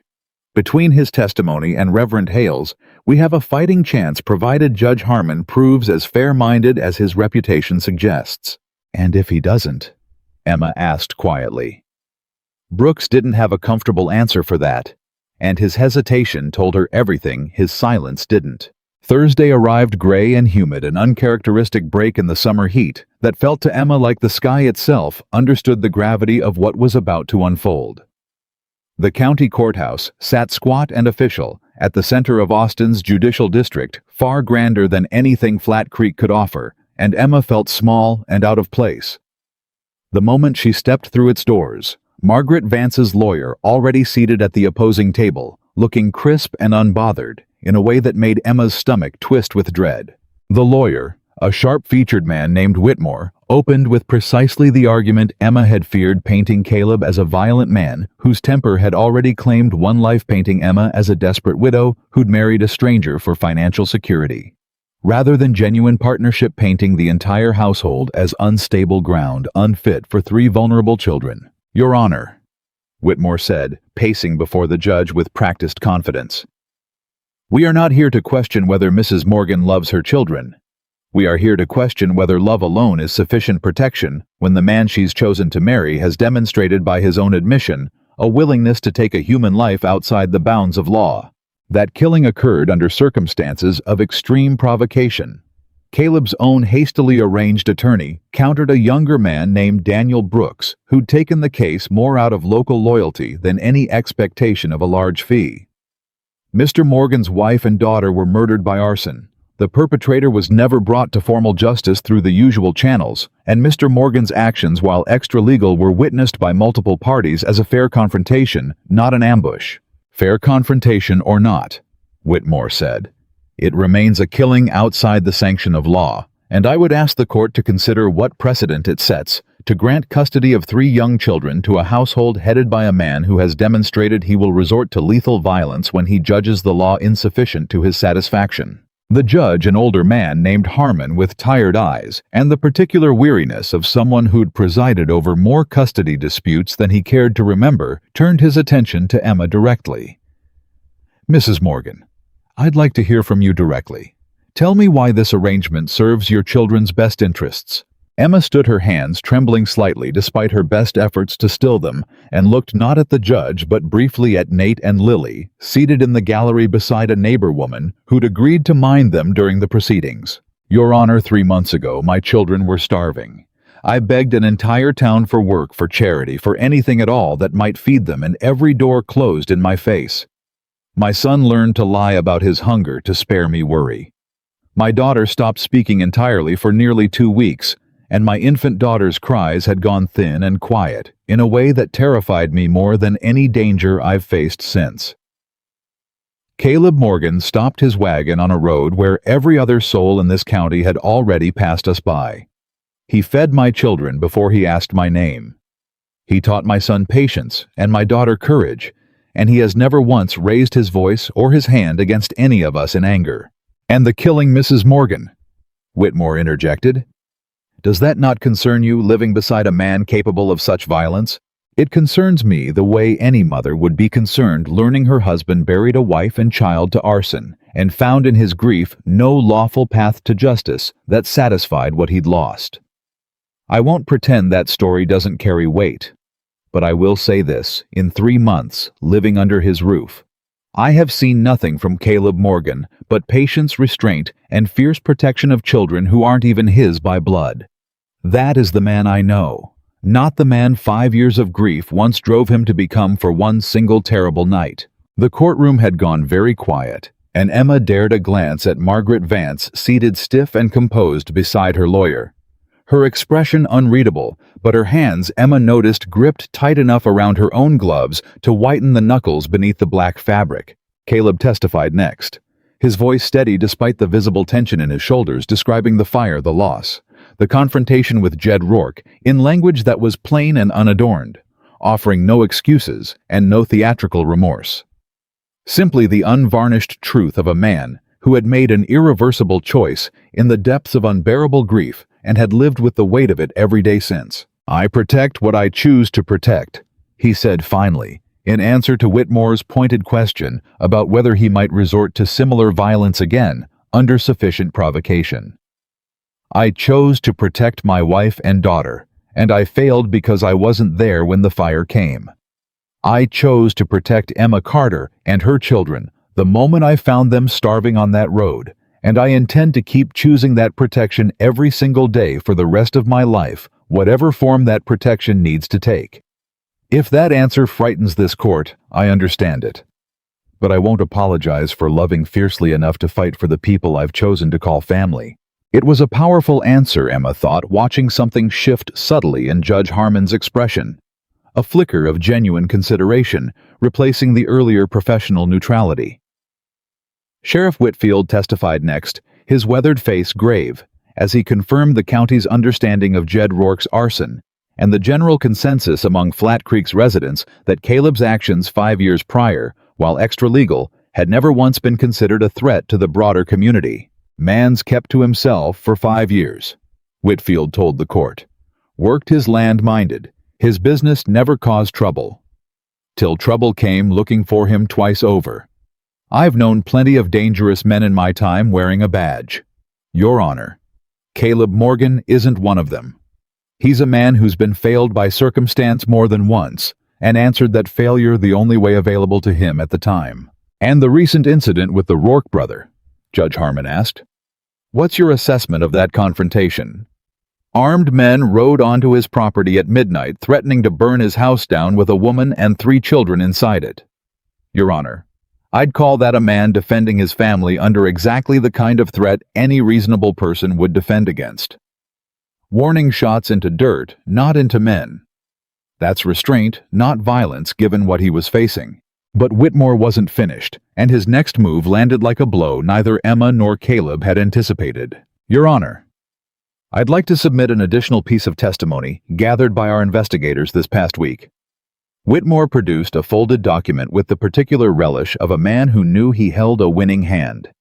Testimony from a resident of Flat Creek confirming that armed men rode onto the Morgan property less than 2 weeks ago, that shots were fired, and that Mr. Morgan himself threatened, and I quote, that he would ensure a man joined his brother, an explicit threat of further lethal violence made in front of Mrs. Morgan, and we believe within earshot of the children themselves. The courtroom erupted into murmured reaction, and Emma felt the floor tilt beneath her feet. Your Honor, Brooks objected. That incident occurred in self-defense, against armed intruders threatening to burn the family's home with the children inside. Regardless of context, Whitmore cut in smoothly. This court now has evidence of not one but 2 separate incidents in which Mr. Morgan has threatened or committed lethal violence, both within the time frame relevant to this custody determination, and both occurring in an environment where 3 young children were present or nearby. I would submit, Your Honor, that this pattern speaks louder than any character testimony offered in this courtroom today. Judge Harmon's expression had grown grave, and he removed his spectacles slowly, rubbing at the bridge of his nose in the manner of a man facing a far more complicated decision than he'd anticipated walking in. This is a serious escalation of the facts before this court, he said. I'm not prepared to render a custody decision today, not with this new information requiring further investigation. I'm ordering a 2-week continuance during which time I want the sheriff's full report on the incident in question, along with any additional testimony relevant to the children's safety. And in the meantime, Your Honor, Whitmore pressed, given the demonstrated pattern of violence in this household, I would ask the court to consider temporary protective custody for the children with their grandmother, Mrs. Vance, until this matter is fully resolved. Emma's heart stopped entirely. Your Honor, please, she started, but Judge Harmon held up a hand, silencing the room. I understand the gravity of what's being requested, and I don't make this decision lightly, Mrs. Morgan. But given the evidence of armed conflict on the property in question, and given that this court has a fundamental obligation to protect children from potential exposure to further violence, I am granting temporary custody to Mrs. Vance for the duration of this continuance. This is not a final ruling. I want that understood clearly by everyone in this courtroom. But it is my judgment that the children's immediate safety takes precedence until we've fully investigated the extent of the danger present in the Morgan household. The room dissolved into chaos around her, Whitmore's quiet satisfaction, Margaret Vance's carefully composed relief, Brooks arguing furiously for a stay that the judge refused to grant, and somewhere behind her, rising above it all, Nate's voice, sharp and frightened and furious all at once. No! You can't take us. Mama, tell them they can't take us." Emma turned to find her son, already on his feet. Lily crying openly beside him, and every promise she'd made 2 nights ago on that porch about fighting the right way suddenly felt like ash in her mouth against the devastating reality of a judge's gavel about to separate her from everything she'd fought so hard to protect. "Nate!" She managed crossing the room to gather both children into her arms one final desperate time before the court officers moved to separate them. "I need you to be brave, just for now. Just until I can fix this." "You promised," Nate said, tears finally breaking through the composure he'd fought so hard to maintain. "You promised you wouldn't stop fighting." "I haven't stopped, baby. I never will. I promise you that with everything I am." Caleb stood frozen beside her, his face a mask of barely contained devastation, watching a second family threaten to be torn from him through circumstances entirely outside his control. The ghost of Ellie's small boot and his wife's faded blue shawl, surely rising unbidden in his memory, as court officers gently but firmly began separating 3 terrified children from the only mother and stepfather who had ever truly kept them safe. "This isn't over." Caleb said, his voice rough with barely restrained fury and grief. "Margaret Vance, whatever satisfaction you're feeling right now, this is not over." Margaret didn't answer. She simply watched, expression unreadable, as her grandchildren were led toward her waiting carriage, and if there was any flicker of doubt or guilt beneath that carefully composed exterior, she gave no outward sign of it at all, leaving Emma standing in the center of a courtroom that had just handed away everything she'd rebuilt from nothing with 2 weeks and no clear path forward to get it back. The courthouse steps outside felt unreal beneath Emma's feet, the gray sky pressing low overhead, and she stood there a long moment, simply staring at the empty space where the carriage carrying her children had disappeared around the corner, unable to make her legs carry her anywhere at all. "Emma!" Caleb's voice close beside her, rough with his own barely restrained grief. "We're going to get them back. You don't know that." Her voice came out hollow. 2 weeks, Caleb. 2 weeks of that woman filling their heads with whatever poison she thinks passes for love. 2 weeks of Lily crying herself to sleep without me there to hold her. 2 weeks of Nate trying to be brave enough for both his sisters with no one there to tell him he doesn't have to carry that weight alone. "I know." Caleb's hands found her shoulders, steadying her the way he had so many times before, though his own voice carried none of its usual certainty. "I know exactly what that feels like, Emma. Watching everything you love disappear behind a door you can't follow through. I lived that once already, and I'll be damned if I let it happen to you the same way it happened to me. This is different. Ellie and your wife died. My children are alive, just gone, taken by a court that thinks a piece of paper matters more than 3 months of watching them heal. Then we prove that piece of paper wrong. We use these 2 weeks to build a case so solid Whitmore can't twist another single fact against us. We talk to every soul in Flat Creek who's seen how this family lives day to day. We get affidavits, character witnesses, whatever Brooks says we need." Caleb's jaw tightened with fresh resolve. "I am not losing this family, Emma. Not to Margaret Vance, not to a courtroom, not to anything. I already know what losing everything feels like. I refuse to feel it twice." Daniel Brooks approached them. Then his expression grim, but not defeated. Papers still tucked under one arm. "This isn't the outcome any of us wanted, but it's not the final word either." Judge Harmon left the door open plainly enough. "This is temporary, pending investigation, and investigations can go either direction depending on what evidence we bring forward in the next 2 weeks. "What do you need from us?" Emma asked, forcing steadiness into her voice, despite the devastation still clawing at her chest. "Everything. Every neighbor who's seen those children thriving. Every account of Caleb's character beyond the 2 incidents Whitmore's built his entire argument around. And I want to look harder into Margaret Vance's own history, too.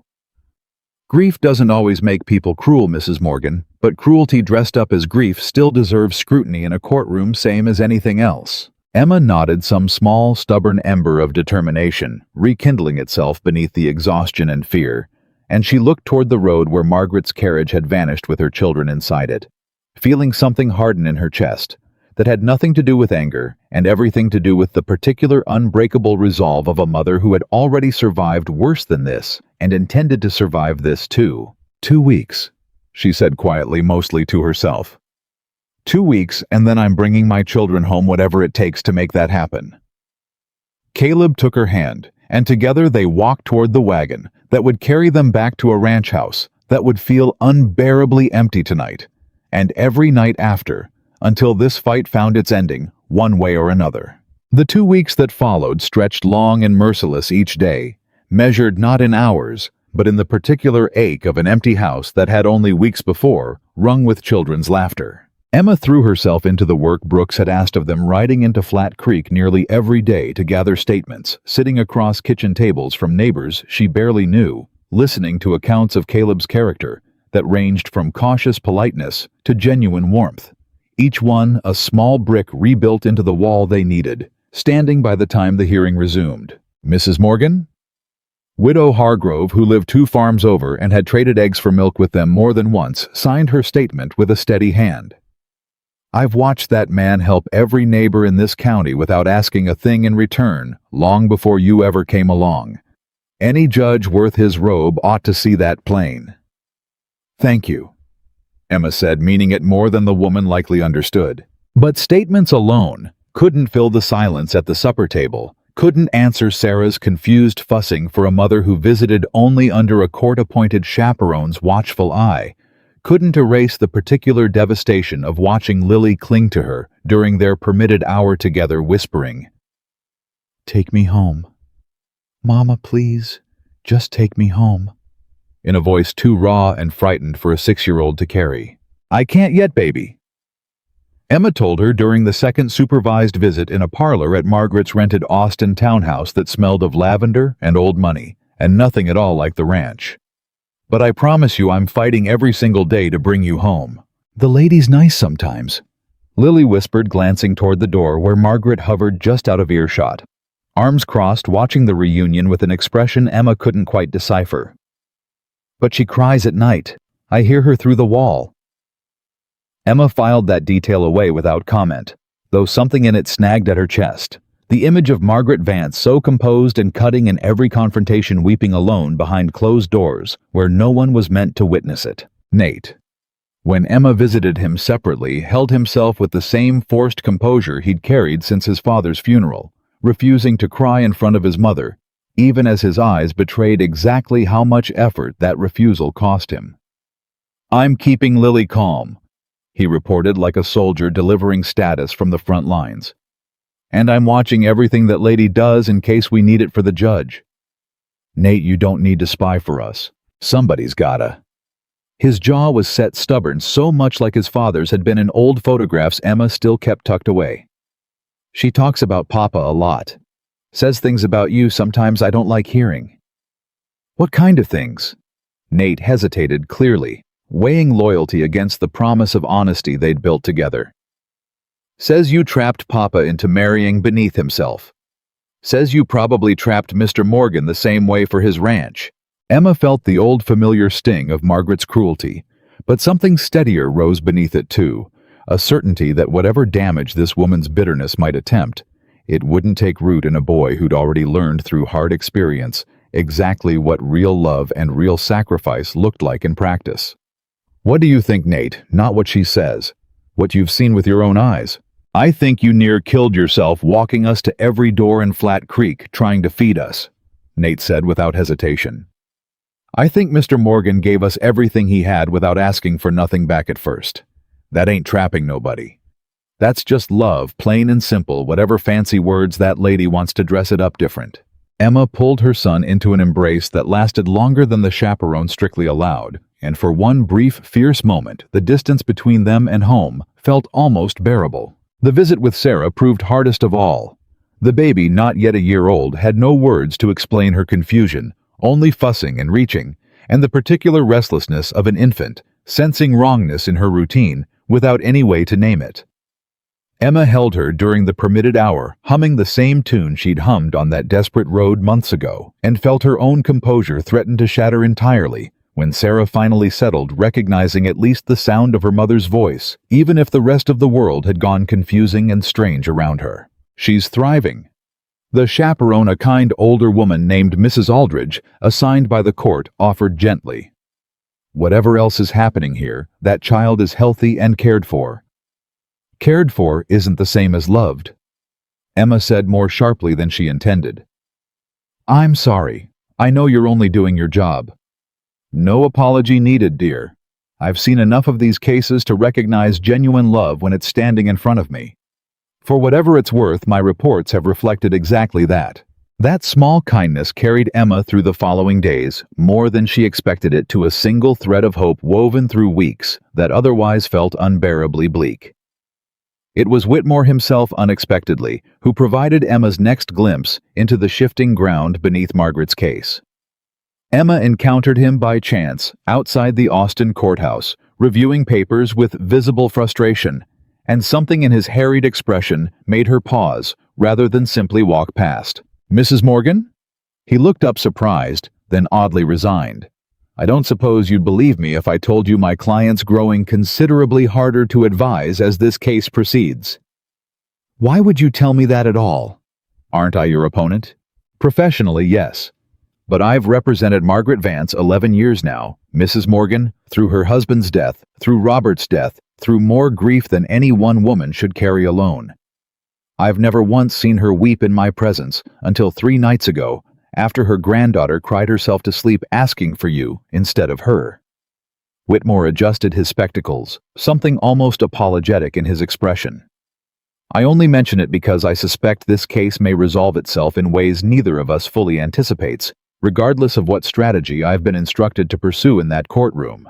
Emma didn't know what to make of the strange, unprompted honesty, but she carried it home with her, regardless, a small, uncertain seed of hope she didn't quite dare to water too eagerly. Back at the ranch, Caleb spent the long, empty evenings doing what he did best, when grief threatened to overwhelm him, working until his body ached too much for his mind to keep circling the same devastating fears.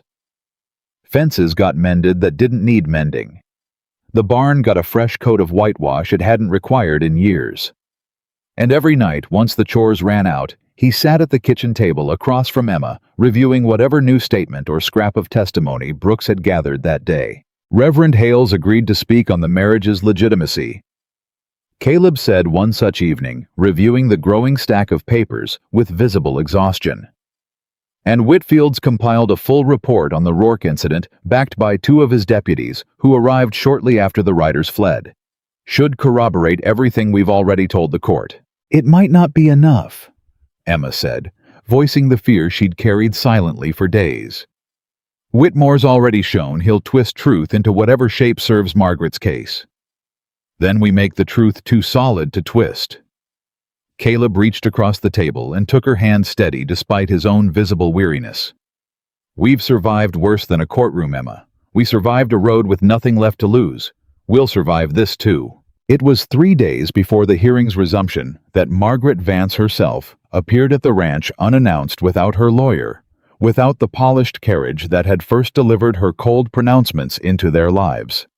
She looked different this time, smaller somehow, the imperious posture slightly diminished, dark circles visible beneath eyes that had clearly seen more sleepless nights than her composed exterior usually betrayed. Mrs. Vance. Emma kept her tone guarded, unsure what new confrontation this visit intended to bring. I didn't expect you before the hearing. I didn't expect to come. Margaret's voice lacked its usual precise coldness, sounding instead like a woman speaking words she hadn't fully decided to say until the moment they left her mouth. May I sit? Emma gestured toward the porch chairs, wary but curious, and Caleb appeared from the barn.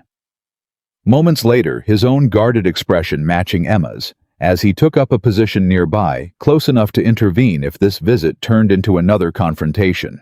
I've spent 2 weeks listening to my grandson defend you both, Margaret said, finally staring out at the modest ranch land, rather than meeting either of their eyes.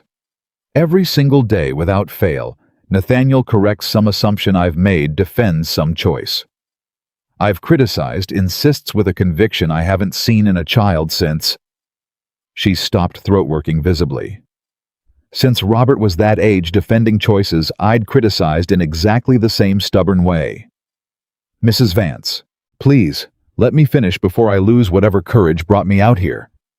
Margaret's hands twisted in her lap, the first genuinely vulnerable gesture Emma had witnessed from her. I lost my son to distance. I created myself long before he ever met you, Mrs. Morgan. I demanded he prove himself worthy of a name and a legacy I'd built, and he spent his whole short life trying to earn approval I never once thought to simply give him freely. When he married you, I told myself it was beneath him. The truth is, I was afraid he'd found something I never gave him, genuine happiness built on love rather than obligation.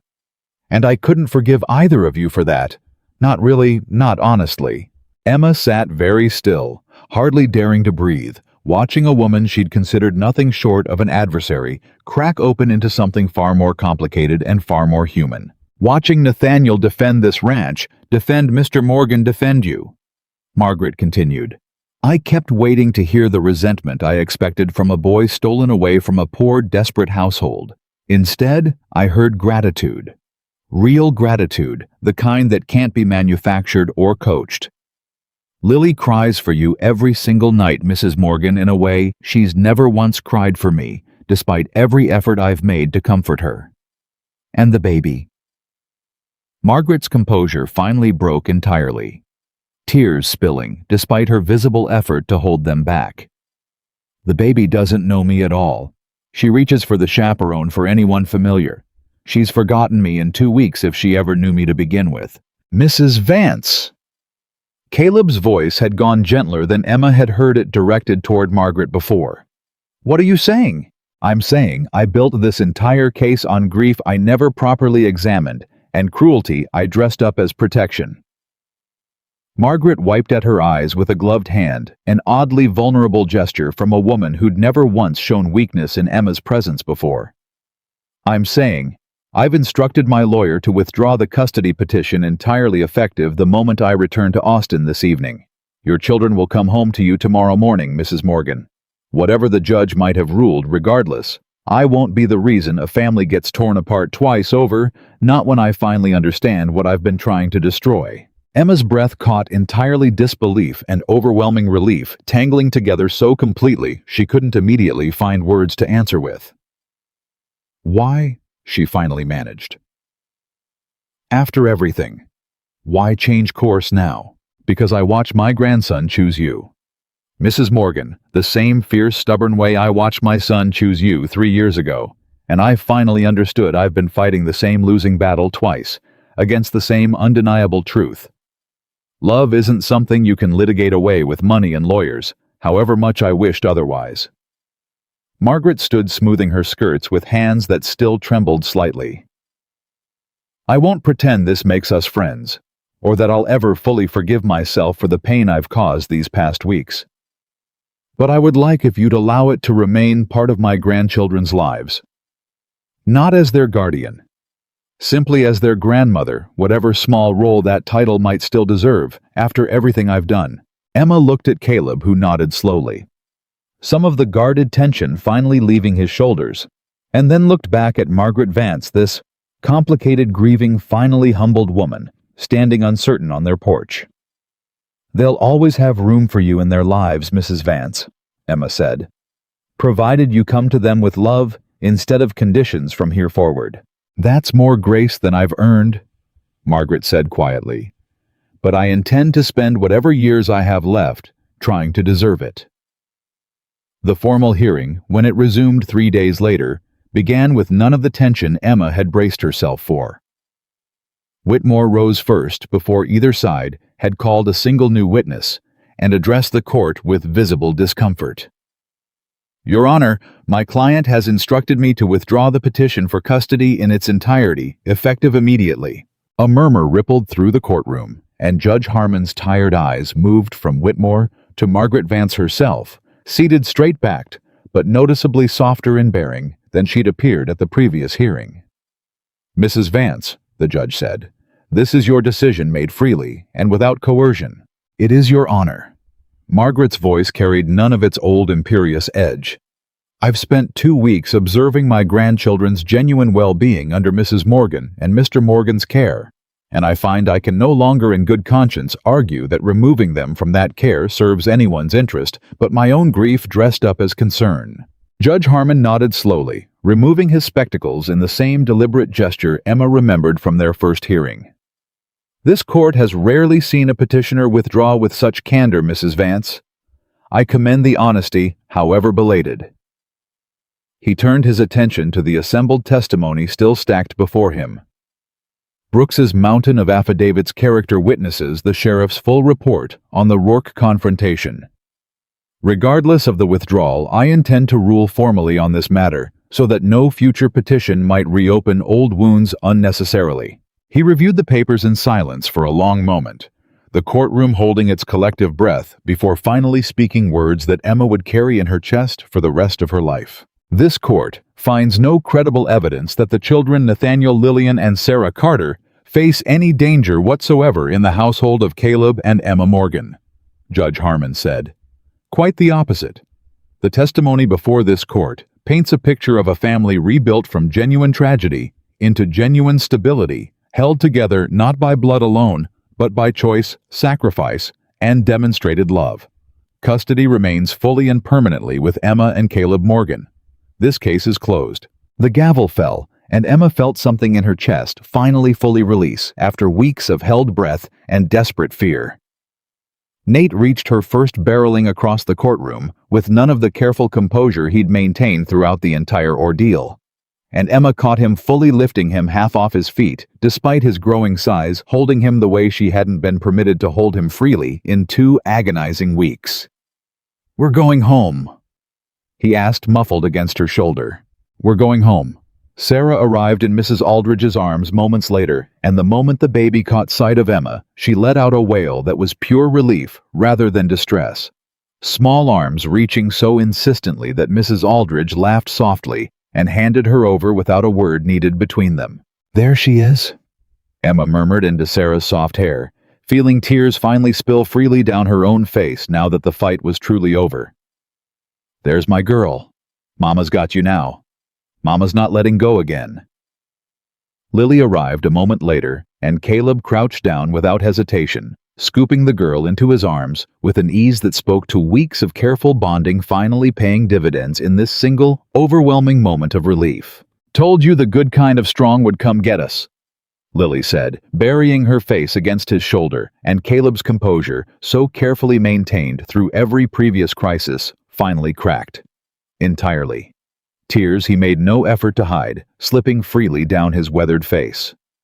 "Never doubted it for a second, sweetheart," he managed, voice rough. Margaret watched the reunion from a respectful distance, her own tears unhidden now, and when Nate finally noticed her standing there, he pulled free of Emma's embrace and crossed the room toward his grandmother with none of the wariness he'd carried in their earlier interactions. "You kept your promise," he said, "about letting us come home." "I did." Margaret's voice wavered. "I hope in time you'll let me visit sometimes. Properly. As your grandmother, not as someone trying to take you away." Nate considered this with his usual grave seriousness, then extended a hand with the formal dignity of a much older boy, sealing an important agreement. "You can visit, but you gotta be nice to Mama and Mr. Morgan. That's the deal." Margaret shook his offered hand solemnly. "That's a deal I intend to honor, Nathaniel. You have my word." The ride home that evening felt different than any journey Emma had taken since the day Caleb first found her collapsed on that dusty road. The wagon carried the same modest cargo, 3 children tired, but finally thoroughly safe.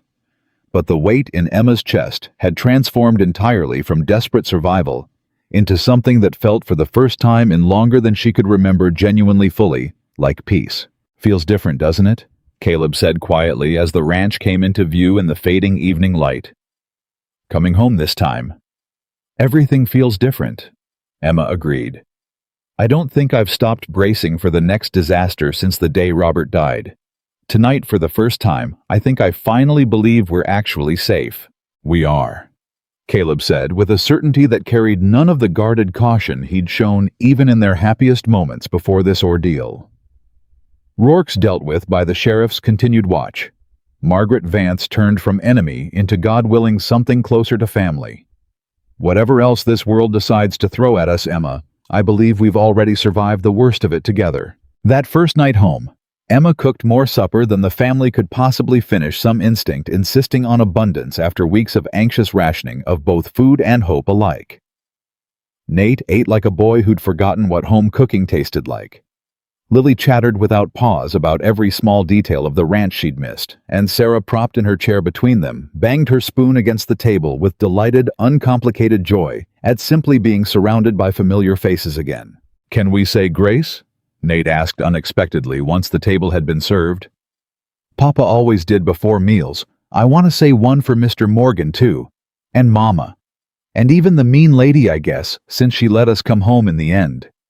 Caleb's throat worked visibly at the request, and he nodded, bowing his head alongside the rest of the family, while Nate offered a short, clumsy, entirely sincere prayer of thanks that left not a single dry eye at the table by the time he finished. "Amen," Lily added solemnly, and even Sarah, sensing the moment's weight, in whatever way infants sense such things, went briefly, uncharacteristically quiet. They ate together long past dark that night, nobody in any particular hurry to end a meal that represented more than any words could have the family finally fully whole again. The years that followed unfolded with the particular unremarkable grace of a life finally allowed to simply be lived rather than merely survived. Nate grew tall and capable, inheriting Caleb's steady patience alongside his own father's easy charm, eventually taking on responsibilities around the ranch that made both his parents equally proud and equally aware of how quickly childhood slipped away into capable young manhood. Lily's silence, once so fragile and frightening, transformed over the seasons into a warm, observant confidence. The girl who noticed sadness in others, growing into a woman who knew exactly how to ease it.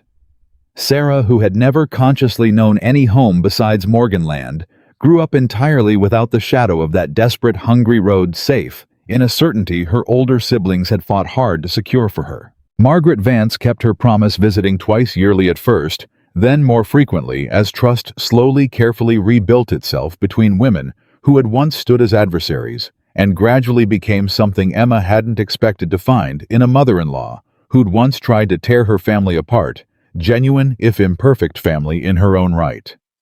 She brought books for Lily, who had developed a fierce love of reading, and small, carefully chosen gifts for Sarah that never once smelled of the guilt or obligation that had characterized her earliest visits.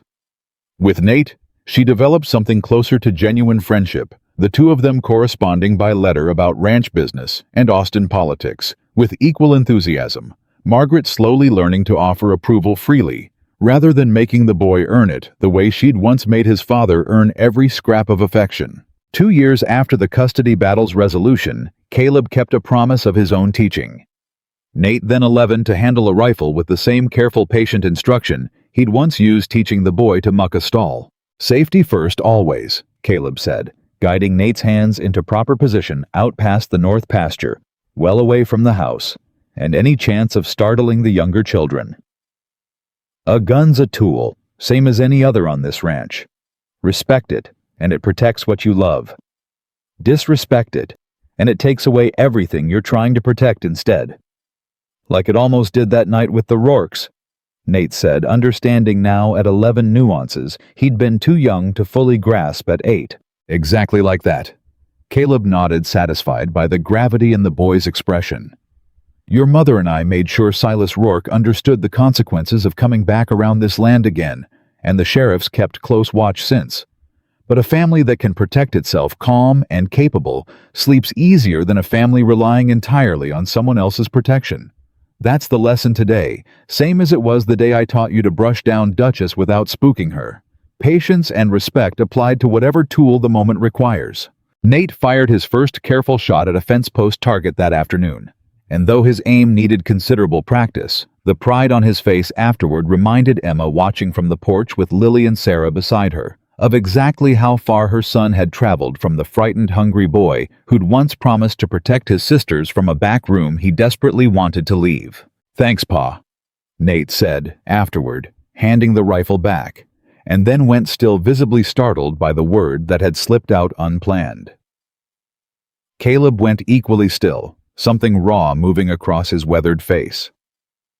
"You don't have to call me that if it don't feel right, son." "Mr. Morgan suits me fine, always has. I know I don't have to." Nate met his eyes steadily, 11 years old, going on considerably older. "Just felt true is all. You've done everything a pa's supposed to do and then some. Figured it was time the word caught up to the truth of it." Caleb couldn't speak for a moment, and when he finally did, his voice came out rougher than usual. "Then I'm honored to wear it, Nate. More than you know." 5 years to the day after Caleb Morgan first stopped his wagon on a dusty road for a starving widow and her 3 children. The entire family gathered at the ranch to mark an anniversary that had over time become more significant to celebrate than the wedding day itself. Nate, 13 now, and nearly as tall as Caleb, worked the corral fence, with the easy competence of a boy who'd spent half his life learning ranch work from a man who'd never once treated that teaching as an obligation. Lily, 11, sat on the porch steps braiding late summer wildflowers into a crown for Sarah, who chased chickens across the yard with the fearless enthusiasm of a child who had never once known real hunger or real danger. A neighbor girl visiting for the occasion sat apart from the others, quiet and withdrawn, in a way Emma recognized instantly from her own daughter's darkest days. Lily noticed, too, setting aside her half-finished flower crown to settle beside the girl on the steps. "You don't have to talk if you don't want to," Lily said with the easy patience of someone who remembered exactly how it felt when words wouldn't come. "Sometimes it's all right just sitting quiet next to somebody." The girl looked up surprised, and after a long moment nodded, some of the tension easing from her small shoulders as Lily simply sat beside her, humming softly, asking nothing in return. "She's got a gift for that," Caleb said quietly, watching from the porch alongside Emma. "Finding the hurting ones and just sitting with them till they're ready." "She learned it the hard way," Emma said. "Same as the rest of us learned whatever gifts we've got." Margaret arrived for the occasion, too older, now softer around the edges in ways that had nothing to do with age, and everything to do with years spent slowly learning how to love without conditions attached. She sat on the porch beside Emma, watching the children with an expression of genuine, uncomplicated affection that would have seemed impossible 5 years earlier. "I used to think love needed to be earned," Margaret said quietly, more to herself than to Emma, though she clearly intended the words to be heard. "Robert spent his whole life trying to earn mine, and I never once thought to simply give it freely until it was far too late to give it to him at all. I won't make that mistake again. Not with these children, not with whatever years I have left." "They've forgiven you," Emma said. "That's more than most people manage to offer, Mrs. Vance." "Margaret," she corrected for perhaps the 100th time since the case's resolution. "I think we've earned first names by now, don't you?" "Margaret," Emma agreed, and meant the small, hard-won intimacy of it. Earlier that same afternoon, before the guests arrived, Caleb had walked out to the old storage shed alone, something he did perhaps twice a year now, no longer out of grief, so much as quiet remembrance. He opened the small wooden trunk, looked at the tiny boot and the faded blue shawl resting exactly where they'd always rested, and allowed himself a moment of the old ache alongside something new that had grown steadily over the years. Gratitude, impossible as it once would have seemed for a second chance. He'd never believed himself entitled to receive. "I kept my promise, Ellie," he said quietly to the empty shed and whatever remained listening in it. "Took a while, but I found a family worth protecting again. I think you'd have liked them. I think your mother would have too." He closed the trunk gently the way he always did and walked back toward the house where Emma and the children's laughter carried clear across the yard, carrying the old grief with him the way he always would, but carrying it lighter, now settled into its proper place beside everything good that had grown up around it since. Emma stood at the edge of the porch watching her family move through an ordinary summer evening with the particular contentment of a woman who understood deeply and completely exactly how precious ordinary evenings truly were. "Remember that road?" Caleb asked, coming to stand beside her, his voice carrying the same steady warmth it always had, though softened now by years of hard-won peace. "I remember every single moment of it," Emma said. "The heat, the hunger, The way I thought right before you stopped that wagon, that I might actually lose everything.